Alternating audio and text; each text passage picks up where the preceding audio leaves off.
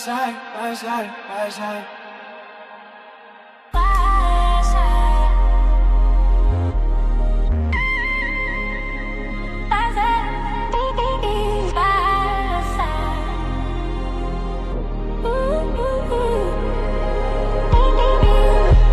For the love of the money, I ain't stupid, know what they want from me. I hate Cupid cause love is for dummies. I need two of them, none of them mommies. Going through with them, this what I do with them. I pick two of them, both of them soft and both of them thick. They side by side all over my dick. They cleaning my house and cooking me grits. My arm stretched out like a crucifix, cause I don't got one, I got two in this bitch. Two in the bed or two in the whip. Feel like I won a championship. When I get done and my man can hit. Nah, he can't, I'm selfish as shit. We smoking, we drinking, shit bout to get lit. When you got two bitches, you do it like this, cuz I lay them side by side. Have them youngins roll my weed up side by side. Red Bull and Hennessy drink side by side. Man, you know I'm about to freak them side by side. Yeah, they laying side by side. Stop kissing pussy, playing side by side. Have them both stripping naked side by side. Watching both masturbating side by side. I'm finna have me some fun today. I'ma fuck me more than one a day. They do what I say, they must obey. Come here girl, Malay, underlay. I'm finna have me a fool today. I'ma fuck two in the pool today. They underwater giving me neck. Who needs a pool when they both stay wet? Scratching and biting, they fiending for sex. Tag team and screaming our necks. Fucking us up like it was the best. One is my lap and one is my chest. I know it's a sin, but I feel like I'm blessed. Taking them both on a sexual quest. This Red Bull and Henny gon' keep me a rest. When you fuck two bitches, the fuck you expect? Cause these bitches, they rollin' the best buzz. We all just smoking and drinking and having the best buzz. They love me, they love me, they love me, they show me the best love. Can we do this all night? If this is a dream, I swear I don't ever wanna get up. I lay them side by side. Have them youngins roll my weed up side by side. Red Bull and Hennessy drink side by side. Man, you know I'm about to freak them side by side. Yeah, they laying side by side. Stop kissing pussy, playing side by side. Have them both stripping naked side by side. Watching both of them masturbating side by side. Side by side. By side. Baby. Side by side.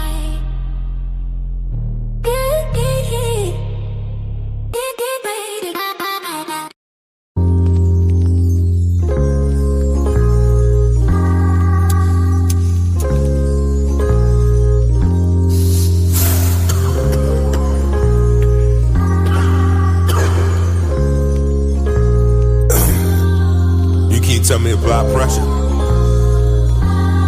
Nowadays pressure look like I'm thirsty. Pressure could look like I'm thirsty. You feel me? I wanna ride a Harley. I wanna ride you like the water in the wave. Give me your love, give me your heart, don't be afraid. For your love I go crazy, renegade. I wanna ride a Harley. I wanna ride you like the water in the wave. Give me your love, give me your heart, don't be afraid. For your love I go crazy, renegade. You keep on talking about apply pressure. You don't pressure, do bust pipes. I'm tryna fuck you every day and night. I'm tryna get it cause I know it's tight. Pop me a pill, then we take off flight. I'm a big nigga, heavy appetite. You do that little thing I really like. You love to fuck me when I got on my ice. Yes, I love you, I'ma make sacrifice. But you never ever would be my wife. You my life, but so we locked in for life. That nigga used to fuck you ugly and trite. He ain't nothing like me though. Pocket a semi, I'ma let it blow. Niggas stay fresh from head to toe. I hit the baddies all. I wanna ride like Harley. I wanna ride you like the water in the wave. Give me your love, give me your heart, don't be afraid. For your love I go crazy, renegade. I wanna ride like Harley. I wanna ride you like the water in the wave. Give me your love, give me your heart, don't be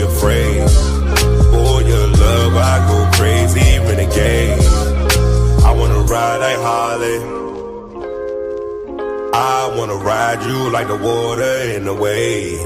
Give me your love, give me your heart, don't be afraid. For your love, I go crazy, renegade. I wanna ride like Harley. I wanna ride you like the water in the wave. Give me your love, give me your heart, don't be afraid. For your love, I go crazy, renegade.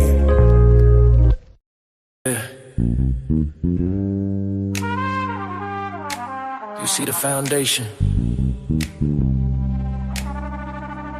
solid concrete, unbreakable. We don't bend, we don't break. Welcome to the untouchable empire.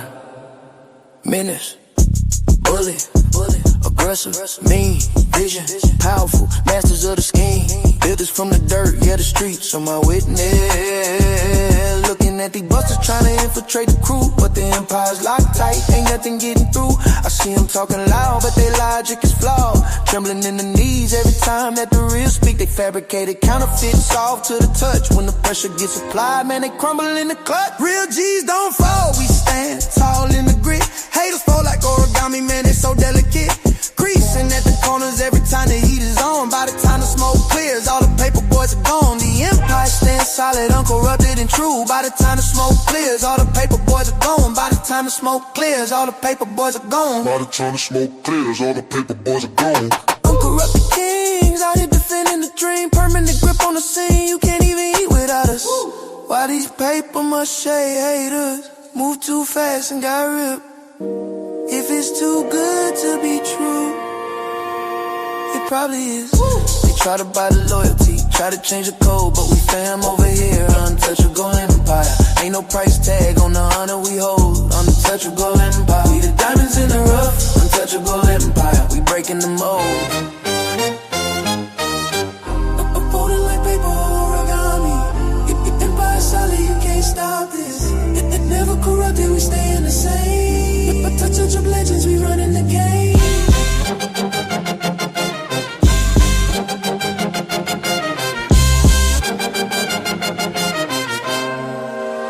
Real G's don't fall, we stand tall in the grit. Hater fall like origami, man, it's so delicate. Creasing at the corners every time the heat is on. By the time the smoke clears, all the paper boys are gone. The empire stands solid, uncorrupted and true. By the time the smoke clears, all the paper boys are gone. By the time the smoke clears, all the paper boys are gone. By the time the smoke clears, all the paper boys are gone. Yeah. Origami boys. Keep creasing, keep folding, ripping. We just keep building. Empire uncorrupted. We are the untouchables. I want to sever the fate of this world. A world of only victors. A world of only peace. A world of only love. I will create such a world. I am the ghost of the Uchiha. The time is here, I can finally go. The word is out, they wanna hear me flow. What time it is, I'ma let you know. It's Nino, welcome to the show. The time is here, I can finally go. The word is out, they wanna hear me flow. What time it is, I'ma let you know. It's Nino, welcome to the show. The time is now, start the celebration. You've been waiting for a while, thanks for being patient. I'm just here to get them mad, had them niggas hating. I'm much more than a man, this is Nino Nation. I know you think a nigga new, but I've been a don. I can see all your moves, I got the Renagon. Call Fatty up, tell him hit him with the spirit bomb. We all know them niggas sweeter than the Cinnabon. The time is here, I can finally go. The word is out, they wanna hear me flow. What time it is, I'ma let you know. It's Nino, welcome to the show. The time is here, I can finally go. The word is out, they wanna hear me flow. What time it is, I'ma let you know. It's Nino, welcome to the show. Wake up to reality, slow niggas speak nothing but fallacies. I'm waiting for the day your pussy nigga come challenge me. Flawless victory, brutal fatality. Yeah, so what's the press to a god, untouchable mob? Come through my body, your squad, you know who you are. I ain't gotta say your name, you claim the fame. It's only cause you stupid and lame, nigga. The time is here, I can finally go. The word is out, they wanna hear me flow. What time it is, I'ma let you know. It's Nino, welcome to the show. The time is here, I can finally go. The word is out, they wanna hear me flow. What time it is, I'ma let you know. It's Nino, welcome to the show. Doctor?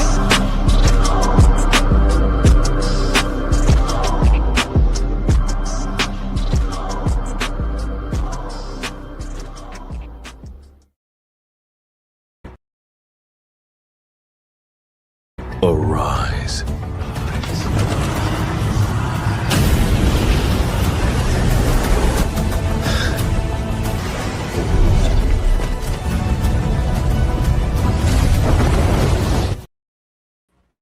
Good evening, good evening, good evening on this good Friday evening. Hope all is good. Hope all is well. You already know who it is in the business. It's Nino. I'm dressed in all black, black shoes, black pants, black shirt, black. Black everything. Black excellence. But hope very good with y'all, man. We got a couple of things for y'all this evening. Most of it's going to be IG. You know what I'm saying? Also, plan on reviewing the little, despite all the battles Fatty's getting into here lately. You know what I'm saying? I like the little back and forth between Slimmy and Anton, so I wanted to review that as well. It's kind of funny to me. So we got time, we'll check it out. But for the most part, hopefully some folks hit the panel as usual, and we can chop it up and have a good time. I'm in a decent mood. I think past week or so I've been kind of sluggish on here. But today we're going to try to put a little more energy into the festivities. You feel me? So let's get started. Let's get into it. Let's see who's in the building early. You know what I'm saying? See a couple people in here already, and I'm sure more will come later. You know. But first up, we got Butterfly 42 Red. She's in the building as always, bright and early. Appreciate you for coming through. Appreciate you. Then we got my guy War Assassin in the building, jamming to the tunes. Appreciate you, my guy. Appreciate you. Then we got the Dark Knight himself, Batman, is in the building. What's going on, sir? Appreciate you. Good looking out on a $15 Cash App last night. I appreciate that, my guy. We gonna celebrate you right now. Matter of fact, why not? Shit, it's early. We got time. Let's get it.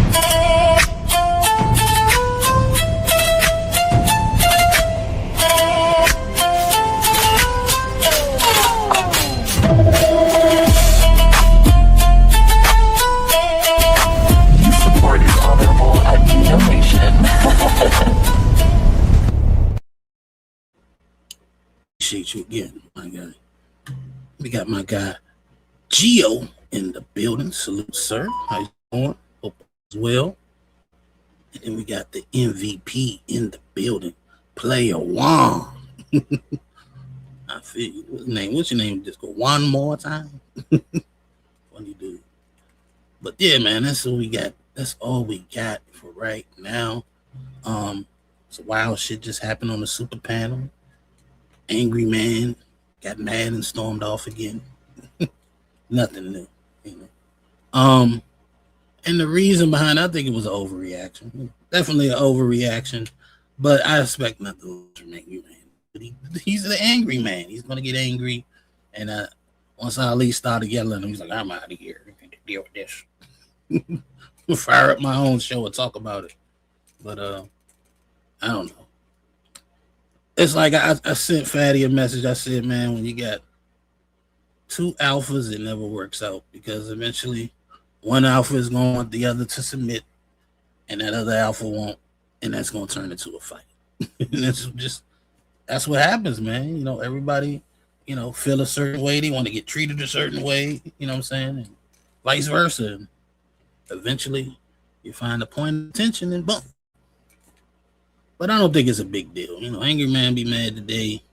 Forget about that shit tomorrow. You know what I'm saying? But anyway, and I'm mad because I didn't get to see most of the super panel. Maybe it's something I might review on Sunday. I don't know. But anger. So fortunately, I only seen like the part where Angry Man left. But yeah, we gonna get into it. I got quite a few Instagram reels to look at. You know what I'm saying? And then I got recordings of the Anton show. We'll see where it goes. The panel is already there I couldn't pin it for some reason. It wouldn't let me pin it, but I don't think I got enough comments for it to be gone. So I sent the link to certain folks, and I'll put the link in every now and again for folks that want to pull up and join the conversation. You know what I'm saying? Let me see. Let's see what we got. All right, so this one I found interesting, right? This is a video of a man and a woman getting into it. The woman is extra aggressive. And so what you'll have that into the play, because it's one-on-one, you'll have a woman that'll come to the man's defense and a man that'll come to the woman's defense. It's interesting. So let's check it out. Dude, son, cause they holding up the fucking. I'm not holding up. Yes, you are. No, I'm Yes, you not. are. No, I'm Yes, not. you are. Don't bring that white bullshit. Did I tell you White stop ass talking to brown. me? No. I don't give a fuck about that. Stop talking to me at all. At all. Go ahead, so I can knock you out on this train. Play with me if you want to, so I can knock you out on this train. That's a final warning. Call the cops. You boy. You slap me one You more time. boy. You slap. You boy. 2 strikes. You boy. You know what 3 strikes mean? Boy. You know what 3 strikes mean? Boy. You know what 3 strikes mean? Get your friend. You know what He's 3? boy. You know what 3? Bitch. Don't touch me. That's 2 strikes. You hit me twice. All right, I'm gonna show you. You hit me twice. And Call it's me on another video. bitch. You hit me twice. Call me another bitch. I ain't touch you. Call me another bitch. I ain't touch you. Call me another bitch on I this did train. not touch you. Don't Call touch me another bitch on this train. I promise you. My bitch. Call me another bitch on this train. Bitch. Why you think I'm playing with you? Think I care about your phone? Keep going. Get it over there. You do something because they holding up the fucking. I'm not holding up. Yes, you are. No, I'm Yes, not. you are. No, I'm Yes, not. you are. No, I'm Yes, not. you are. I'm defending myself. No, you're not. I'm supposed They didn't touch you. What? The fuck? You don't know what happened before we got on the train. They didn't touch no one. You fucking run. I didn't touch no one. What did I do? You should have been me, bro. I'm not touching no one. It should have been me. You're telling me You should have been me. telling me It should have been Don't me. worry about it. You're Don't worry telling about me it. Fucking I We're didn't gonna touch get off the I didn't train touch with no him. one. I'm not We're fucking gonna get the fuck. train with him. I'm not touching Why no you fucking like a Come on, woman? look. I'm not touching. I'm not touching no You one. fucking run. I am not touching no one. Now he can't go out for what? For what? Do something because they holding. The old girl had his back.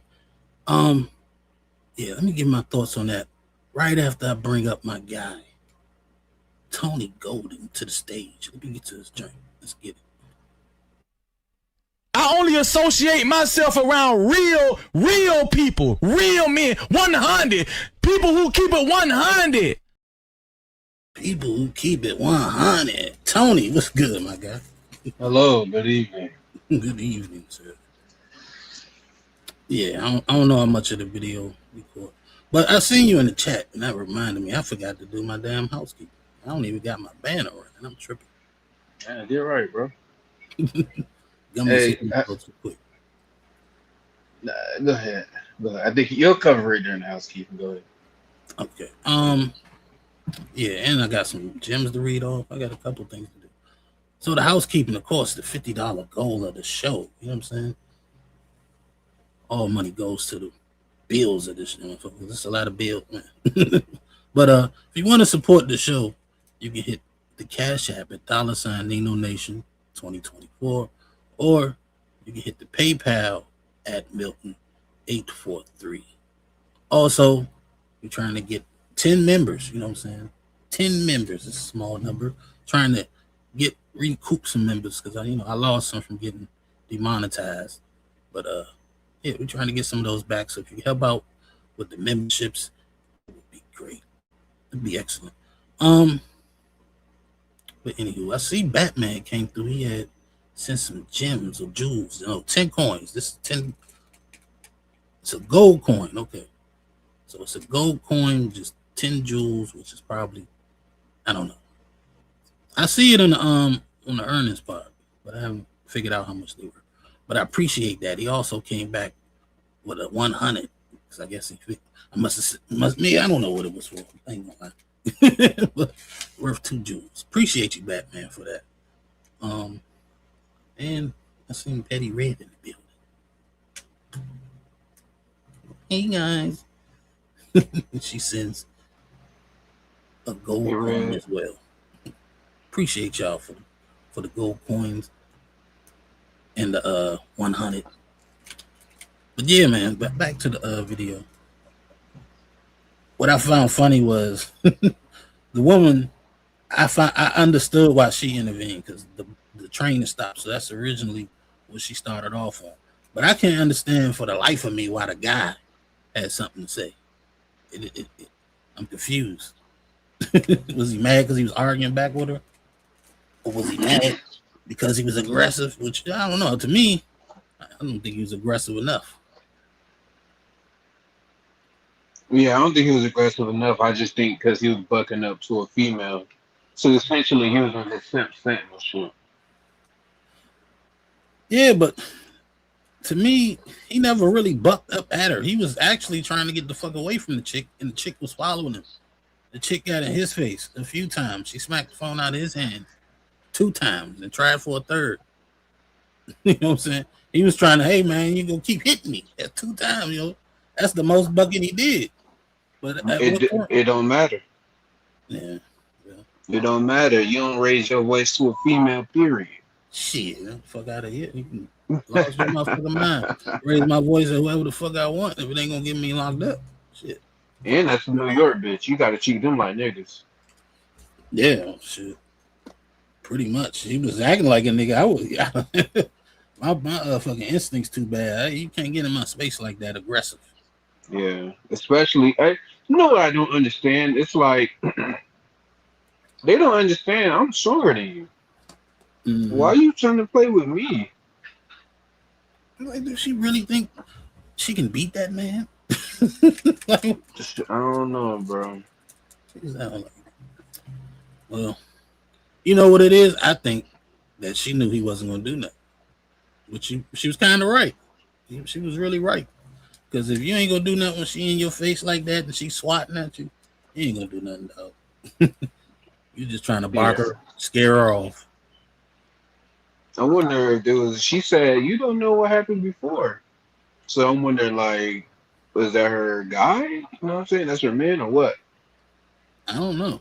I don't know what happened before, but I can't go off. All I can go off is what they see. Mm-hmm. And then, like the dude that was trying to, Captain save him for some reason because she didn't look like she needed saving. His ass, not.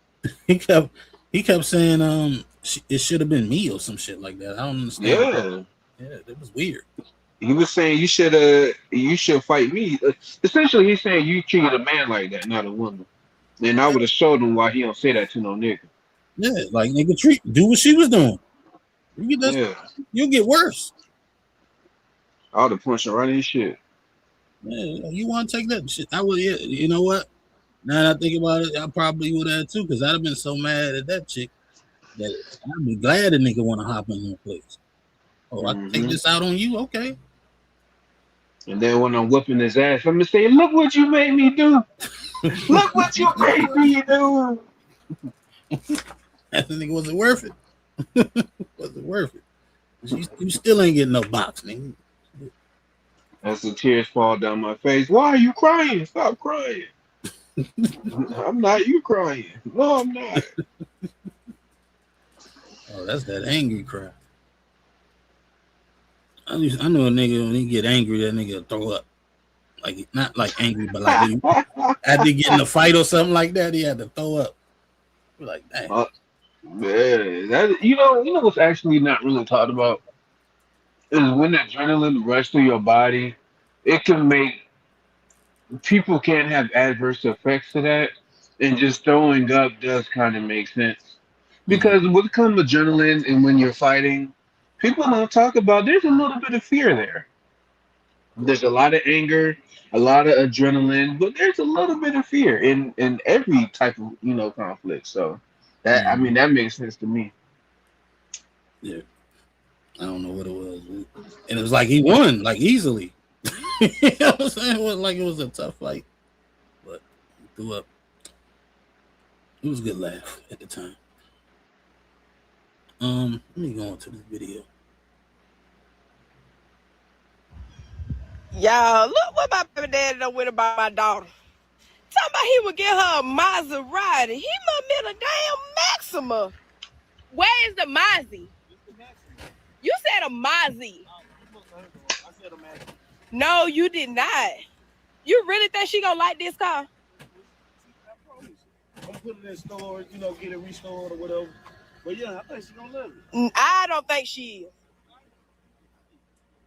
Child, bye. Go get my daughter a Maserati. Okay, that man, you just full of it. Yeah, so that was supposed to be his daughter's first car. They say it's our kid, right? But then it's like it seems like it's just their kid. They get to try to think they're gonna dictate what you get for them and all types of crazy shit. And the fact that for her first car, I think that's a damn good car. To be honest with you, because she gonna need a car that ain't really, you know what I'm saying? You don't want to spend too much money on a motherfucking first car. Like shit, a Maserati? Get the fuck out of here. That nigga must got some money or something. She expecting that shit. Yeah, she know damn well his broke ass wasn't getting on Maserati. Yeah. Respectfully, because we're all broke to some degree, but yeah, a Maserati. Come on, dude, girl, you know you're just playing. Yeah, probably was a skip, but that's what I put in the comments. Ungrateful, because there's some niggas and ain't doing shit for their daughter. And here this man come around with look like a decent car. You know what I'm saying? Shit. If I ain't no car, I'd take it. You know, for free. Yep. Shit. So you gonna complain about that? That's crazy. Well, you buy her ass one. That's what I would have said. You buy her damn Maserati. Shit. Fuck out of here. But she was definitely ungrateful. But it's funny that that said it was from the 1980s. It didn't look like it. But even if it was, he got her a 40-year-old car. Oh no, that ain't no car from the 80s. That should look like it's at least 2005 or some shit like that. You know what I'm saying? It's old. It ain't that old. Now that I think about it, a 20-year-old car is kind of crazy. For a first car, man. No. My first car, right? My first car was probably that I bought. You know what I'm saying? My first car was a Cadillac 1978 Coupe de Ville. Yeah, it was a Coupe de Ville. That motherfucker, it was 2001, 2000 or some shit like that. So damn, that wait, so what is that? 78, 98? It's like 22 years. No, it's more. It's almost. Yeah, it's 88, 98, 20. Couple 2001 is what? You said you got it in 2001? Yeah, like 2000. Like 23. Yeah, like 23 years. 23 years, yeah. Yeah, that's when it was old. God damn. But it was a Cadillac. That's just what that means. That shit still look nice on the man, please. You do not know nothing about no Cadillacs, man. What are you talking about?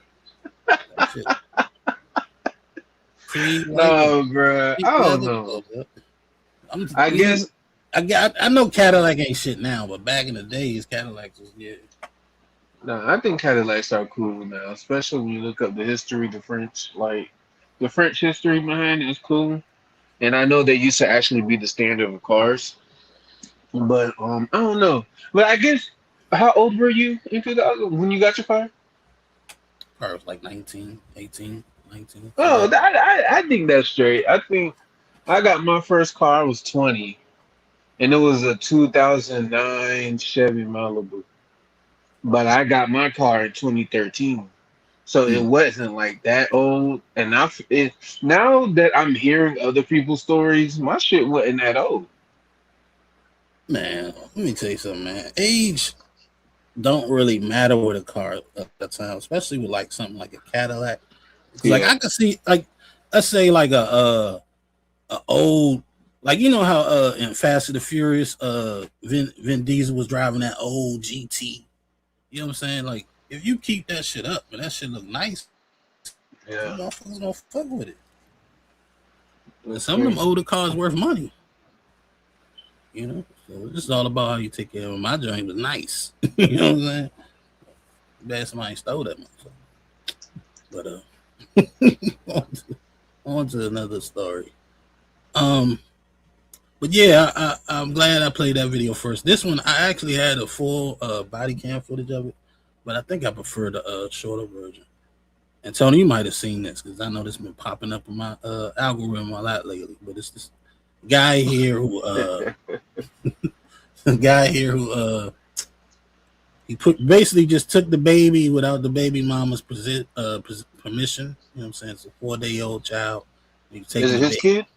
Yeah, it's his kid. Oh, Just signed the birth certificate. And so he was taking the child to see his mama.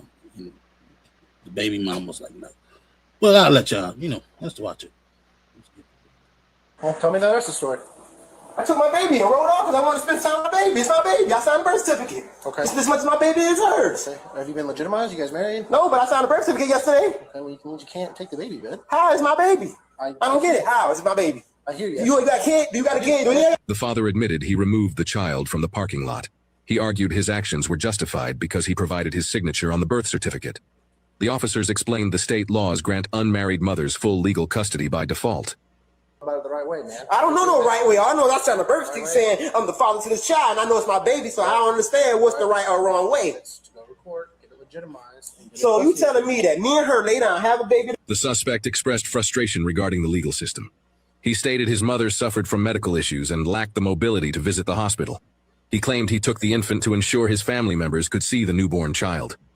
I was like, just tell me when I can see my baby. I know. That's it. My mama haven't even seen the baby yet. My mama got a bad knee. She couldn't go to the hospital to see the baby. So I wanted my mom to see my baby before everybody else gets a chance to go see my baby. Before you take my baby. The policeman ordered the man to remain seated while the department processed the information. The suspect complied and maintained a calm demeanor. A detective arrived at the residence to question the father and determine the appropriate charges for the crimes.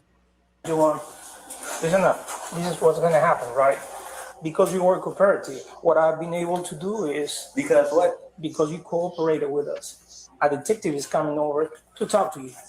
The detective explained the woman possessed absolute control over the infant. She clarified the signature on the birth certificate, provided no legal authority to remove the child. The investigator warned the suspect that his actions constituted a serious felony crime. Sure. The problem is, even if you sign the birth certificate, it doesn't prove that you're the father of the baby, right? She gets 100% say on everything involving that baby right now. You have no... Well, tell me the rest of the story. You have no say. Well, no. Hell. So what I signed this for? So what did I sign this shit for? Exactly. So they know who to send the bill to. Exactly. Hey, you know what? You got that shit. You can pay for it like it's yours, but nigga, you see it when she wants you to see it. That's what I mean. Like, cause sometimes Iraq's be like, "It's your baby, is it though? Is it really yours?" I might as well have that sign for that little motherfucker. Yeah, and I hope he got the blood test. I hope so too. I wouldn't have signed that shit without one. That's just stupid. He seemed like a goofy to not do that. Yeah, I've seen the whole thing. He kind of, let's say, ignorant to a lot of shit, especially the laws, especially in the state he in. Because every state ain't like that, you know what I'm saying? But for the most part, in most states, you don't have no rights just by, if you're not married to him. I think it was Georgia. No, of course. Either Georgia or Florida, one of the two. And it's wild. They got the footage of the baby mama and the whole time, like, if it was something serious, right, she would be hysterical. Like, oh my God, I got my baby. Da, da, da, da. This chick just is calm. Yeah, he took off with the baby. I told him I was going to call the cops. She was so calm about the shit that even the police officer, the female police officer, mind you, was like, she mentioned that shit. She's like, you seem a little calm to me, you know what I'm saying? But The old boy didn't help himself because he had previous charges and shit. So that nigga ended up getting locked up. Yeah, dumbass. I mean, but and to be fair, he was a dumbass for even taking the baby like that. Yeah. So I mean, I guess it is what it is. But why? Why? I'm actually speechless. Cause why did I sign for this little motherfucker? I can't do nothing. I can't do anything. But if something happened, I'm gonna be on the hook for him. So you can keep that shit. It's. I'm sorry to be long winded, but no, you good. It's like, what is it? All responsibility and no. What's the quote? All responsibility, no ownership or authority. It's like slavery, and that's what that was. Something happens, we're gonna come to you, but you can't do nothing with the child. So what I signed this shit for? I might as well not sign that motherfucker. You already know why. They know who to put in them, who to put that child support on when she comes to that system. Yep, and it's his fault because he wasn't wise enough to understand that shit. Yeah, he wasn't too smart at all. And look at the logic. It's my baby. No, that's not how it works legally, bro. I don't know how you do a grown man that don't know that shit. Did she seem smart? Because I say all this to say that nigga's a retard, and she had a retarded nigga baby. So what kind of woman was she? Yeah, she's stupid. Look, the man had previous charges, cocaine dealing, I think meth dealing, child endangerment or some shit like that. All that shit already on his record and shit. And she was child endangerment. Yeah, child endangerment. Yeah. That's what I said. They locked his ass up because you could tell at first they didn't want to lock him up and shit. Even though they was like, "Oh, a detective wants to come speak to you," I'd be like, "Man, that ain't no good thing." Yeah, that ain't never a good thing. Oh man, hey, I believe in eugenics. I don't care how that sounds. Oh, let me give a shout out. Got a $5 cash app from Butterfly 42 Red. Appreciate you for sending us $5 closer to our $50 goal. Let me play the video right quick for you. Let's get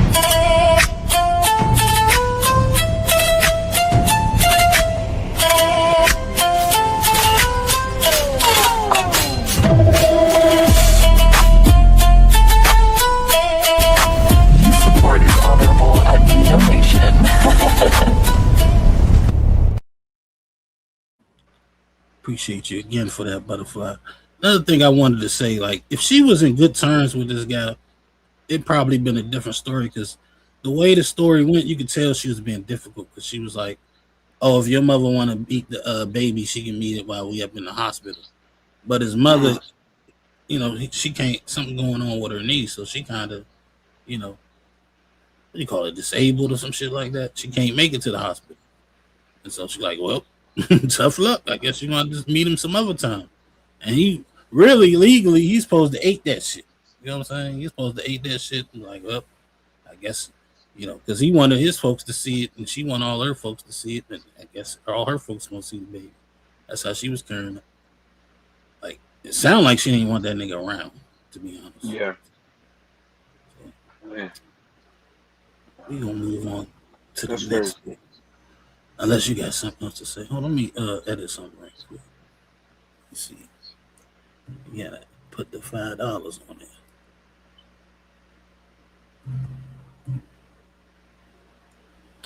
All right. So this next video, we got a guy who, well, I'm gonna let the video speak for itself. Let's get it. Yo, you clearly feel something right now on the party yacht. I'm getting ready to get my little swim on right now. Got the family here. I don't want to go. So I have to do it by myself. Wow. All right, the music. But watch, he reaches for his wife. That's his wife. And she's like pulls away.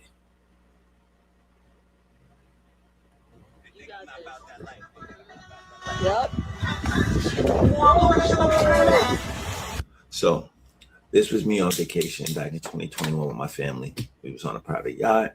And right before I jumped in the water, I reached over to try to get a little validation from my wife, a little encouragement. But you see what happened. She pulled away. Back then I laughed it off. I said it wasn't a big deal. But now I realize that it was a big deal. It wasn't about one hug. It was about a pattern, the lack of affection, the emotional distance, the disconnect, feeling like the person that you're supposed to be closest to doesn't even want to be with you. It's not a good feeling. I ignored those signs because I hoped things would change, but they didn't. So a year and a half ago, I finally made the decision to leave. And I can honestly tell you, it was one of the hardest things I've done. But since then, I've never had so much peace and clarity and happiness in my life. So just a question to the fellas. Have you guys ever been in a relationship where you felt rejected, emotionally alone, like more alone when you're with your partner than when you're by yourself? And what did you do, man? Share your story in the comments. And ladies, I'm going to ask you something too. All right, so you get the gist of it, right? And he was saying he didn't see the signs, he ignored the red flags. But I think a lot of guys do, man. When a chick is like acting different, you can sense that shit. Like, how many times do you allow that to happen? Because the first time, you know what I'm saying? Because he said you got to see a pattern of it. I'm like, how far do the pattern got to go? To me, it's like you got to nip that shit in the bud. Because, I mean, if I'm in your shoes, I got you on a private yacht, lady. You know what I'm saying? I try to get some affection, and you pull away. Why are you on this yacht with me if that's how you feel? Like, that would have been an issue. You know what I'm saying? So, I don't know. I just think stuff like that, you got to nip in the bud. You don't wait for a pattern or none of that shit. The first time it happens, address that shit. You know what I'm saying? And if she don't change up or the shit stay the same, then you match energy. Leave her the fuck alone. I'd leave her alone quicker. I don't mind cutting the chick off. If she giving me a weird vibe like that and shit, like don't touch me. What?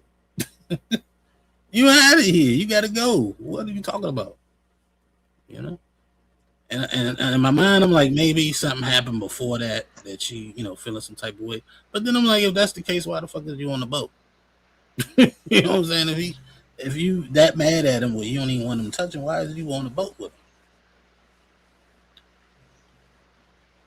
him? But yeah, I agree.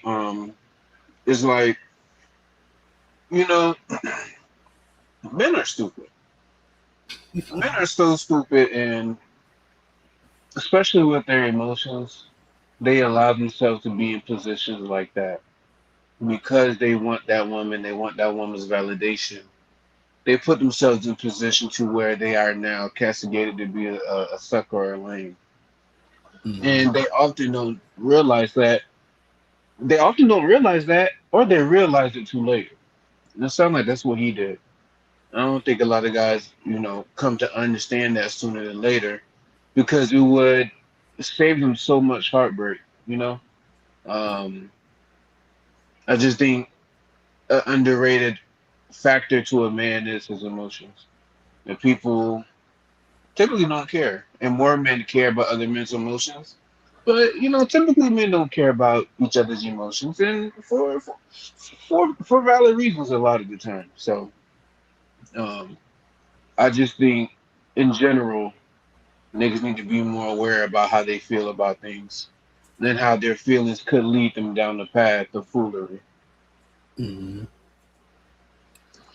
Yeah, you need to pay attention, boy, or something. I don't know. That shit would have bothered me. Ain't no way out of it. Like, what? Turn the cameras off. We got to talk about this immediately. Oh yeah, that would have pissed me off. Like, you're supposed to be my old lady, bro. If anybody's supposed to hype me up, no. If anyone's supposed to hype me up, it's you. Mm-hmm. But also the fact that he needed to be hyped up to do that is like, there's probably something, kind of not right with him within. Because typically, if a guy wanted to do that, he's probably just going to do it. He's not going to need the attention of his lady to do it. It seemed like he was trying to show off for her. But, when you do things for a woman, it's not going to pan out. Well, look who decided to drag the cat in here. What's up, Zyrax? Meow, meow, meow, Hit the panel. I got this one for you. Actually, I thought about you when I seen this video. With the whole picking the bear shit. Let's check it out. Clara, quer me ver, please? Tá deitado. Meu Deus do céu, Clara, sai daí, Clara. Qual que é a falta, gente? Be quiet.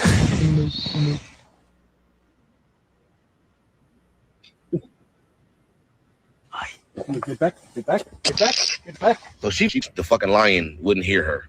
So they was able to train this big ass lion, but they couldn't train this woman to shut the fuck up. Y'all see where I'm going here? Okay. Bitch couldn't be quiet for 5 seconds to protect her own life. This needs to be studied, my nigga. Nigga dead ass told her, when you're behind the lion, be quiet. This bitch started talking through her teeth. But could you replay that, Nino? I want to see what she did. All right. You probably gotta listen because she gonna be smiling, but she gonna be talking through her teeth. Watch. Keep quiet, can you ver, please? Tá deitado.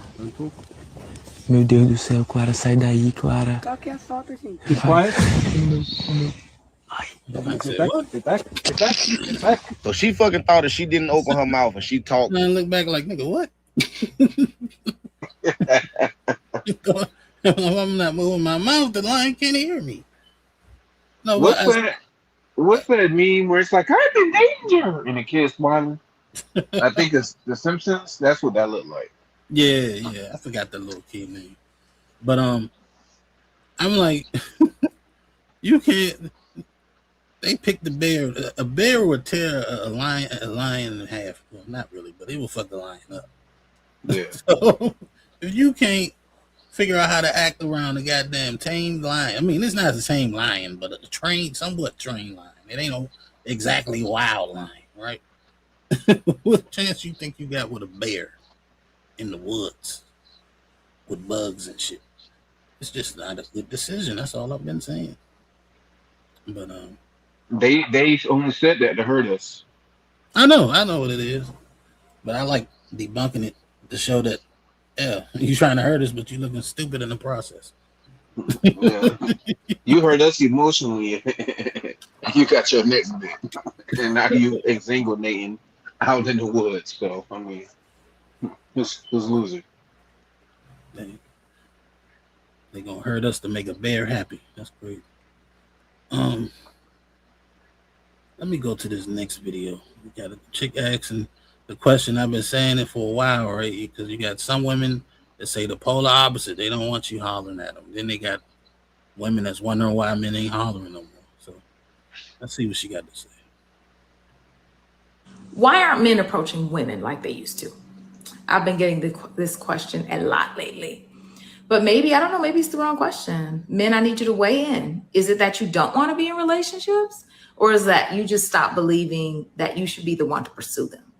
And so for years, men were taught to initiate, to pursue, to lead. And today it's a different world. They're navigating differently. So is it that you fear rejection more than ever? And sometimes you might feel misunderstood. And some people are saying, I've just been hurt. So is it that you've grown tired? Are you expecting other people, other women to make the move? Or do you want clearer signals to show that maybe the woman is interested? So I'm not saying that men shouldn't chase. I'm not saying that men should stop pursuing.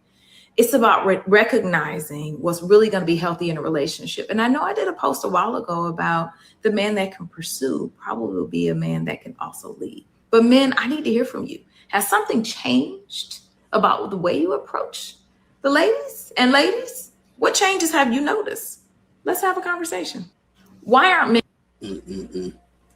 The same tactic she put in there. The funny thing is she listed a lot of different reasons, and it might be all of them rolled into one. Mostly, it's because y'all say y'all don't want to get hollered at. Y'all don't want to be bothered. Not everybody's going to keep trying and getting the same result. Eventually, you got to switch up and do something different. Y'all don't like being approached by guys you don't like, but us guys don't have any way of knowing if you like us or not, for real. So the only way we'll know is if we try.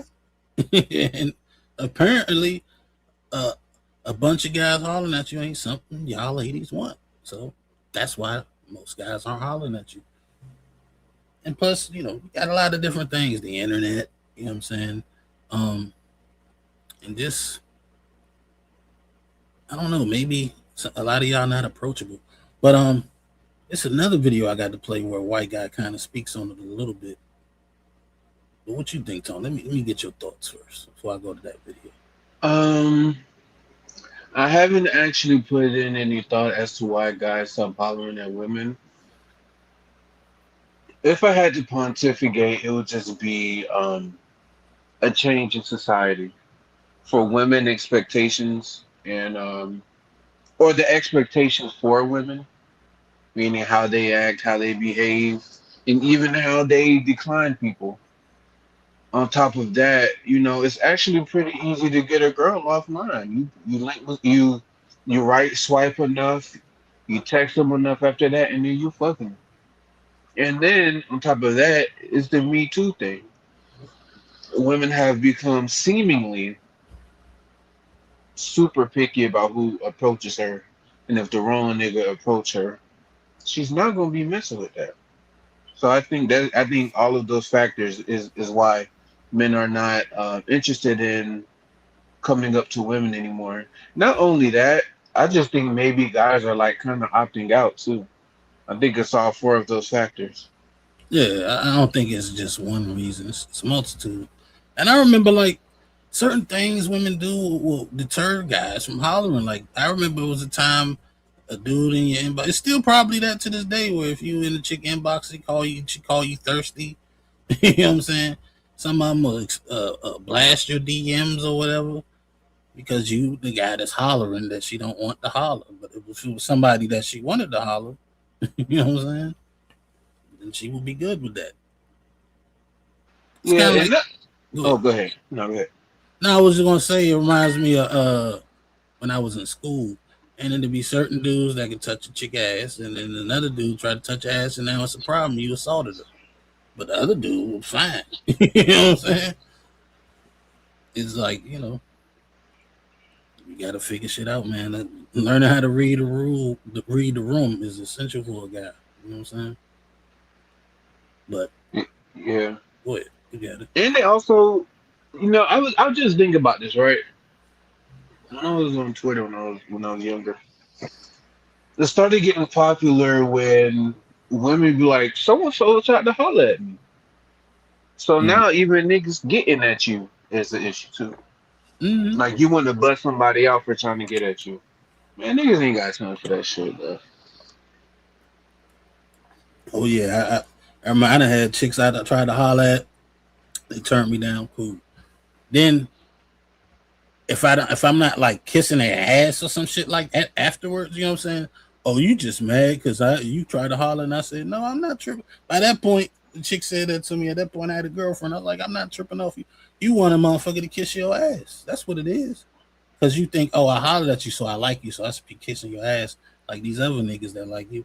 And I just don't operate like that. I don't move that weight. You know what I'm saying? Because I don't see a benefit in kissing motherfuckers' asses. I don't like it when my ass get kissed. It makes me uncomfortable. You know what I'm saying? Absolutely. Don't blow smoke up my ass and shit. But yeah, let me show you this other video where the guy kind of addressing one of the reasons why guys don't cold approach anymore. Let's get it. Your partner making a move on you and stopping when you say no is not assault. You are not a victim. No one believes anything anymore for real victims because of you. And this is 100% real. She's a real person. Is this show real? Yeah. What the are we doing? You've ruined it for everyone. I don't believe a single claim against anyone anymore. And it's because of you. And there's like 40,000 TikToks and Reddit posts like people like you every day. And listen, if you say, I felt uncomfortable in that situation, that sucks. I believe that, and I'm on your side. But the issue is people like you bring a level of energy to it that you got assaulted. You didn't say assault, but you bring a level of energy to it, of a new...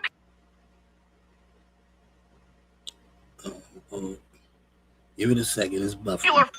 Attack that someone made a move on you. That you were dating. And that stopped when you said no. It is insane what your TikTok bubble, insanity, young women, frontal lobe, dumbass have done. You've destroyed. Give me a couple of seconds. Never, not a single one of you like her on there complain if you're not getting cold approached anymore. Don't complain. It is your fault. It is your fault. Your partner making a... I know it broke up, but essentially the problem he had with her sounded like is that she's saying that it was a guy, I guess she was dating. Maybe they were going together. I don't know what level. But apparently he was making a move on her. You know what I'm saying? She said stop, and he did. And she's saying that she felt like she got, SA'd, I guess you could say. You know what I'm saying? They basically calling that, assault. Essentially saying that if you're with somebody and, let's say you with your girl, you know what I'm saying? Y'all been going together for a couple months and you reach in, you grab her by the butt and start kissing her on the neck. And she goes, stop, no. And you stop. The fact that you did that without her permission, you know what I'm saying, could be considered assault in the minds of a lot of, the younger women. You know what I'm saying? And that's how it is on TikTok. I'm sure you familiar with Fatty's ventures on TikTok. You know what I'm saying? The women is crazy over there. You know what I'm saying? I got mad at him because he came cammed up. You don't even want to see a man's face. It's like a bunch of man-hating groups on the internet. So that's another reason why guys might have a problem with cold approaching you. So blame your fellow women. Yeah, and it sucks, bro. You never know. And, it doesn't help because, they had Me Too. They had to believe all women. So as soon as they make the allegation, it's never, let's just do the investigation to see. You're automatically sprayed for that. And it's like, man, it's just not even worth it. I got to fight these allegations and what people might think, bro. You got it. I'm cool on you. Mm-hmm. Yeah, it's not worth the hassle, to be honest with you. It's better to maybe deal with women in your surroundings that you got a rapport with, and you got to really kind of know she into you before you even make that move. Because I'm telling you, and they know they can use it as a weapon against you. You know what I'm saying? All you got to do is touch them, and they didn't say yeah, it's okay. You got to make sure she really like you. That's all I can say. That shit would be weird to me. That sounds weird as fuck. But go ahead, you got it. Pretty soon you'll be getting complaints. Well, he breathed when I walked by him. He breathed my walk by air. Like, huh? Why did he breathe my walk by air? I didn't give him permission. Like, damn, you don't own the walk by air, bitch. Crazy. Well, I got a funny one right here. Let's check this one out. Babe. Yeah. What is your greatest fear or your worst nightmare? Being in the water with a great white shark. I can't do it. Keeps me up at night. You don't even go in the ocean, so Exactly. that shouldn't be a problem. What's your worst fear? My worst fear Yes. is that somehow in some situation we'll be in public, you and I, and then I'll see something that's dangerous and I'll say, Jen, get in the car. But then you'll have to know why. So instead of just listening to me and getting in the car, and so we can drive away from the potentially very dangerous situation, you have to know why I'm telling you to get in the car. And even though I'm talking to you in an emergency situation, in an emergency voice, in an emergency tone, I'm saying, Jen, just get in the car. And you won't do it because you have to know why. And then we both just end up in a very terrible place because all we had to do was get in the car. But I had to explain to you why we had to get into the car. I had to point out the King Kong or the dinosaur or the person that was trying to harm us in some certain way before you get in the car. Well, in my defense, if you're saying, Jen, get in the car, are you saying, Jen, get in the car because you're annoyed with me? Are you saying, yeah, that's Jen, the get in the problem. car because I'm hot? Are you saying, Jen, get in the car because you want coffee? See, this is the Or problem. are you saying, Jen, get in the car because, I don't know, someone's trying to kidnap me? Like, How about just get in the car? You have to tell me why. No, I don't. Jen, get in the car because we're in a dangerous situation. But then you have to tell me, like, how dangerous? Like, do I need to sprint to the car, Oh my or do God. I need to trot, or do I need to look and see? Is danger? Is it above me? Is it next to me? So you have to say why in a very quick. No, we don't have time for that because let me act this out for you, okay? Ready? Yes. Jen, get in the car. Why? We're dead. Well, why are we dead? Because you didn't get in the car. But how do I know that there was something? It doesn't matter. We're dead because you didn't get in the car. Who deaded us? Doesn't matter. We're dead. Who deaded us? Yeah. Man, I don't get it. It's the same thing with direct questions. Instead of just answering the question, it's a whole bunch of jibber jabber that got to go on, and then by the time you get to the end of the jibber jabber, they never answer the fucking question. Shit is annoying. And then like that shit right there, that's like, why do I got to give you a step by? If I'm saying get in the car, you know what I'm saying? Why can't you just do that shit? You know what I'm saying? And find out after we got in the car what the fuck is going on. You could be asking what the fuck is going on as you're getting in the fucking car. You know what I'm saying? But to sit there be like, and then think it's rational, even though it's a joke. You know what I'm saying? I can get it. But I think it's some women that really think like that for real.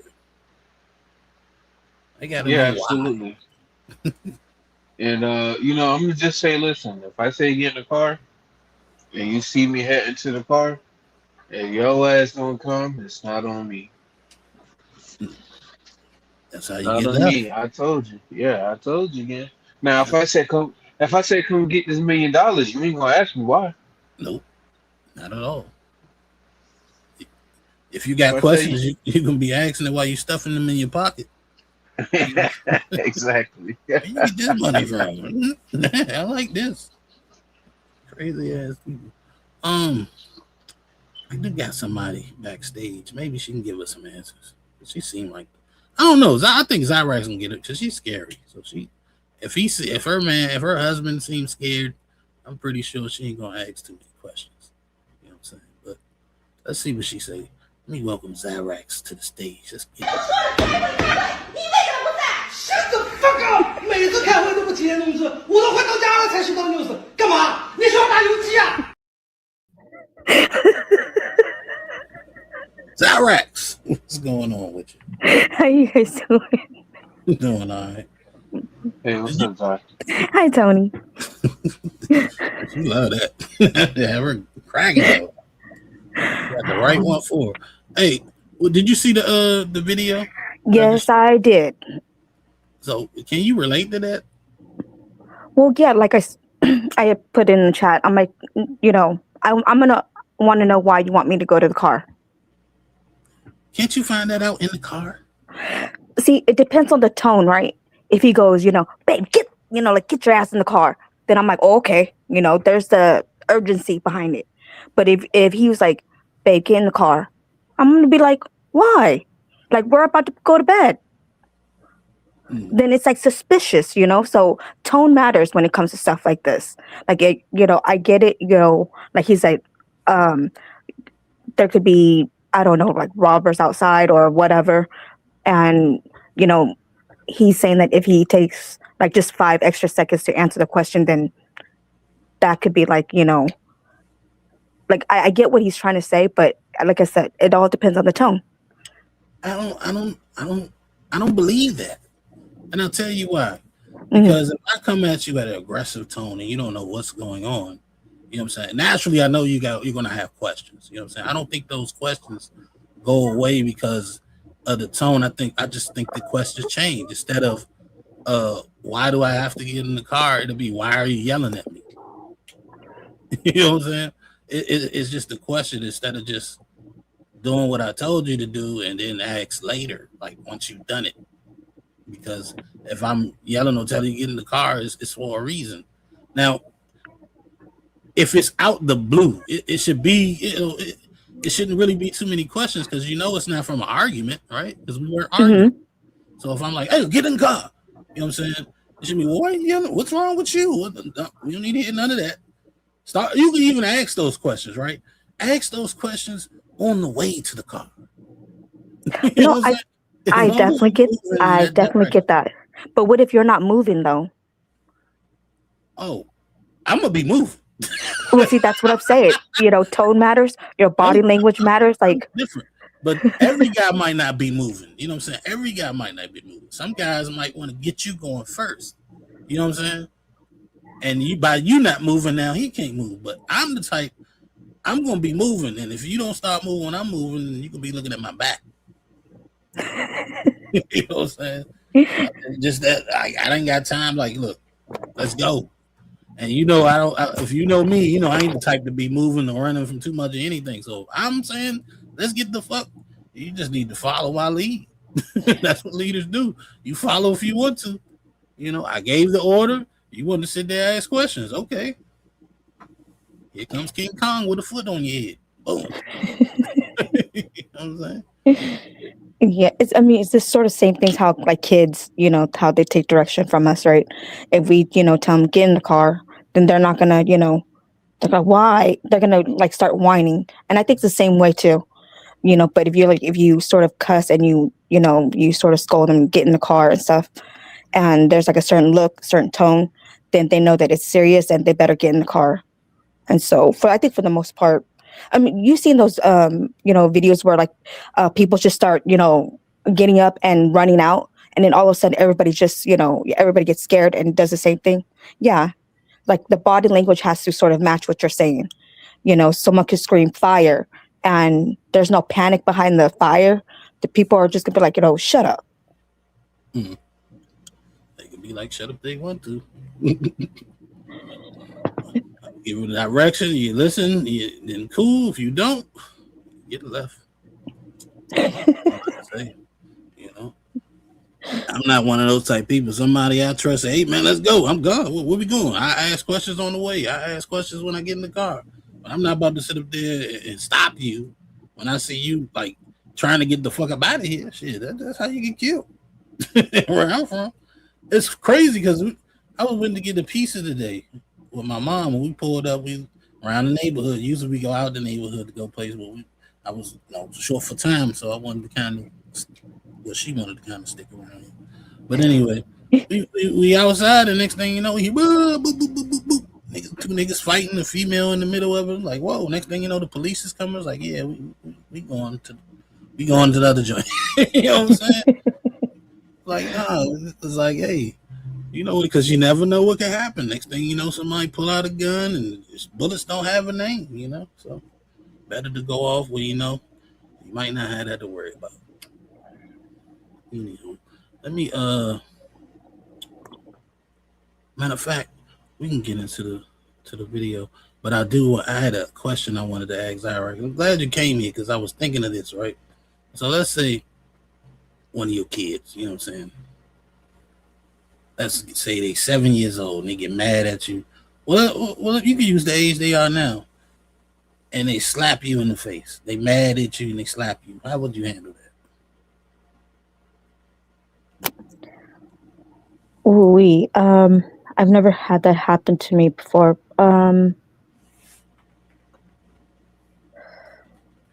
To be quite honest, I think it would be it's like a reflex to like to hit the child. There's a reflex, you know. I'm not gonna lie, yeah, but I think I have control enough to like sort of stop myself. But I'll shake it. I think most likely I'll I'll yell at the child and you know shake him or her. It's like why'd you hit me for? Okay. Yeah. I mean, my kids have never hit me before, and that's because I don't hit my kids like that. Like I don't do I don't do spanking and stuff. But then of course a little smack on the hand, you know, because like sibling rivalry, so they'll like sort of push each other and stuff. So you just smack a little bit on the hand, but that's about it. So he slap you, and you gonna give him a little slap on the hand? Like, I don't know what I would do, but I'm just saying I think my reflex would to smack him like on the head.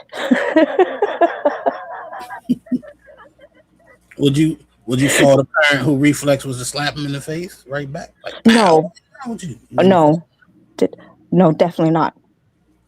Even But though the it's a head. child.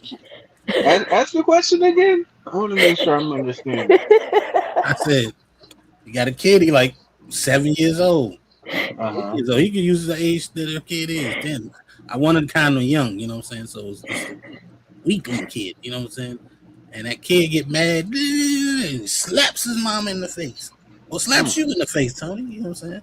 Your son or daughter slaps you in the face, and you know it's a slap. You know it's a punch. You know what I'm saying? How would you handle that?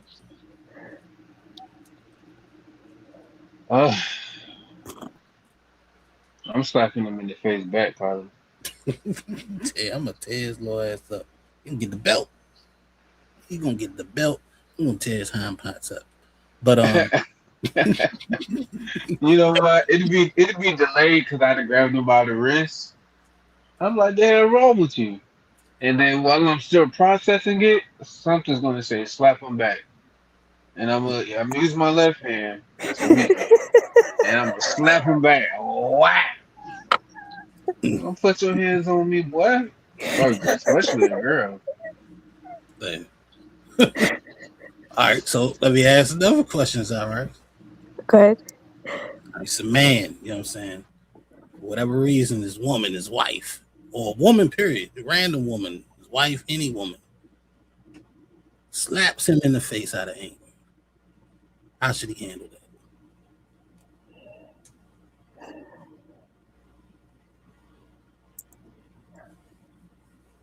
I think it would be best for him to walk away. I mean, I agree, especially with the way the laws are. It's because of that, yeah. But why doesn't that apply with the child then? Because, well, with the child, you have. There's actually discipline laws for kids.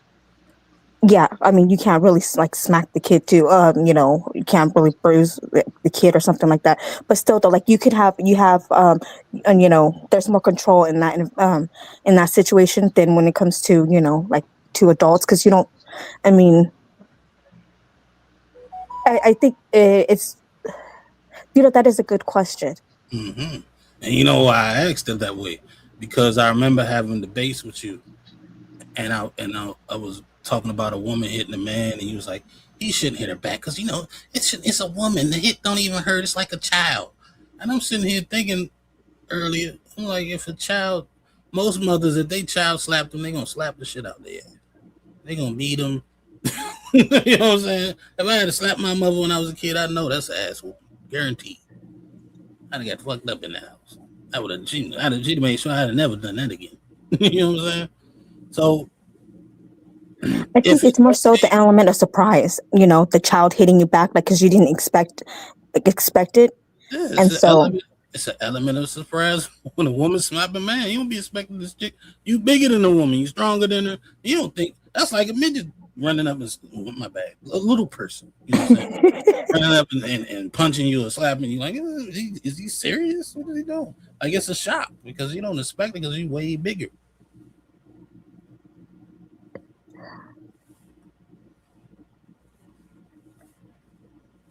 Yeah, you're right. So my thing isn't necessarily saying you should hit the woman. I'm just wondering, why is it kind of more accepted when the child is hit? When that's a child, they don't even know. They're not even adult. Their frontal lobe really ain't developed. I wonder if maybe it has to do with the fact that like a child, because that like a child hits you, you're gonna hit him back, but then like there's not that much force behind it, maybe. And then with like an adult, that it could get like ugly, and so that's why I said maybe the guy would it would be better if the guy walk away, like if she was the one that slapped him, because it could get ugly, because he could slap her and then she could like hit him back, and next thing you know, they could be brawling on the floor, and so but then with the kid, like the kid slaps you, and then you hit the kid back, but then that's like as far as you would go.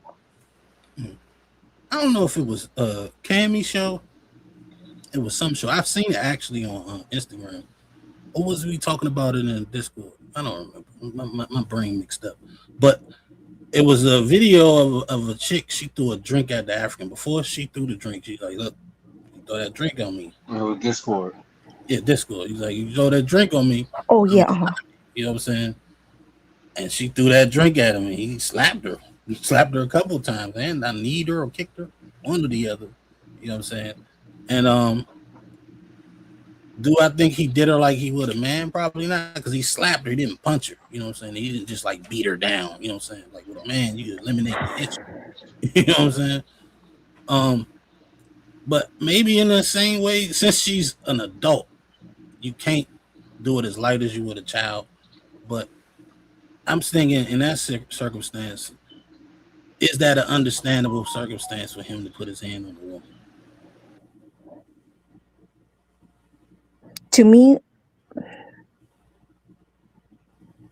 yeah, because like you've warned them, and you told them like don't do it, and but see, with me, it's not so much as the action, it's the scary part is the force, because sometimes if you go, okay, yeah, it's understandable if the guy hits her because, yeah, she threw something at him. What if he's bleeding from the forehead or whatever? And so in a way, like I could see the sort of justification for for hitting her. But the thing is that because men, you guys are a lot stronger than us. And so it's sort of like you don't really want to say, it's okay, because then that could be like fatal. Mm-hmm. And so, yeah, and because we don't really know, everybody has, different levels of strength. You know what I think should be, Zyrex? I think violence is wrong overall. You know what I'm saying? Yes. I'm not for a guy, because I understand the abuse that's wrong. Like a husband is drunk coming home with problems of the world, and he taking it out on his wife and kids and all that crazy shit. That's wrong, right? But I think if you have a woman actively attacking you, you have a right to defend yourself. You have a right to show her the reason why she shouldn't be putting her hands on you. I don't even think the law is starting to turn around that way, because a lot of times it's who initiates the assault in certain states is the one who goes to jail. Because I don't think anybody is born on this planet to be walking around with people that think they can just hit you and you can't do shit about it. I know I've always, been raised with the viewpoint that like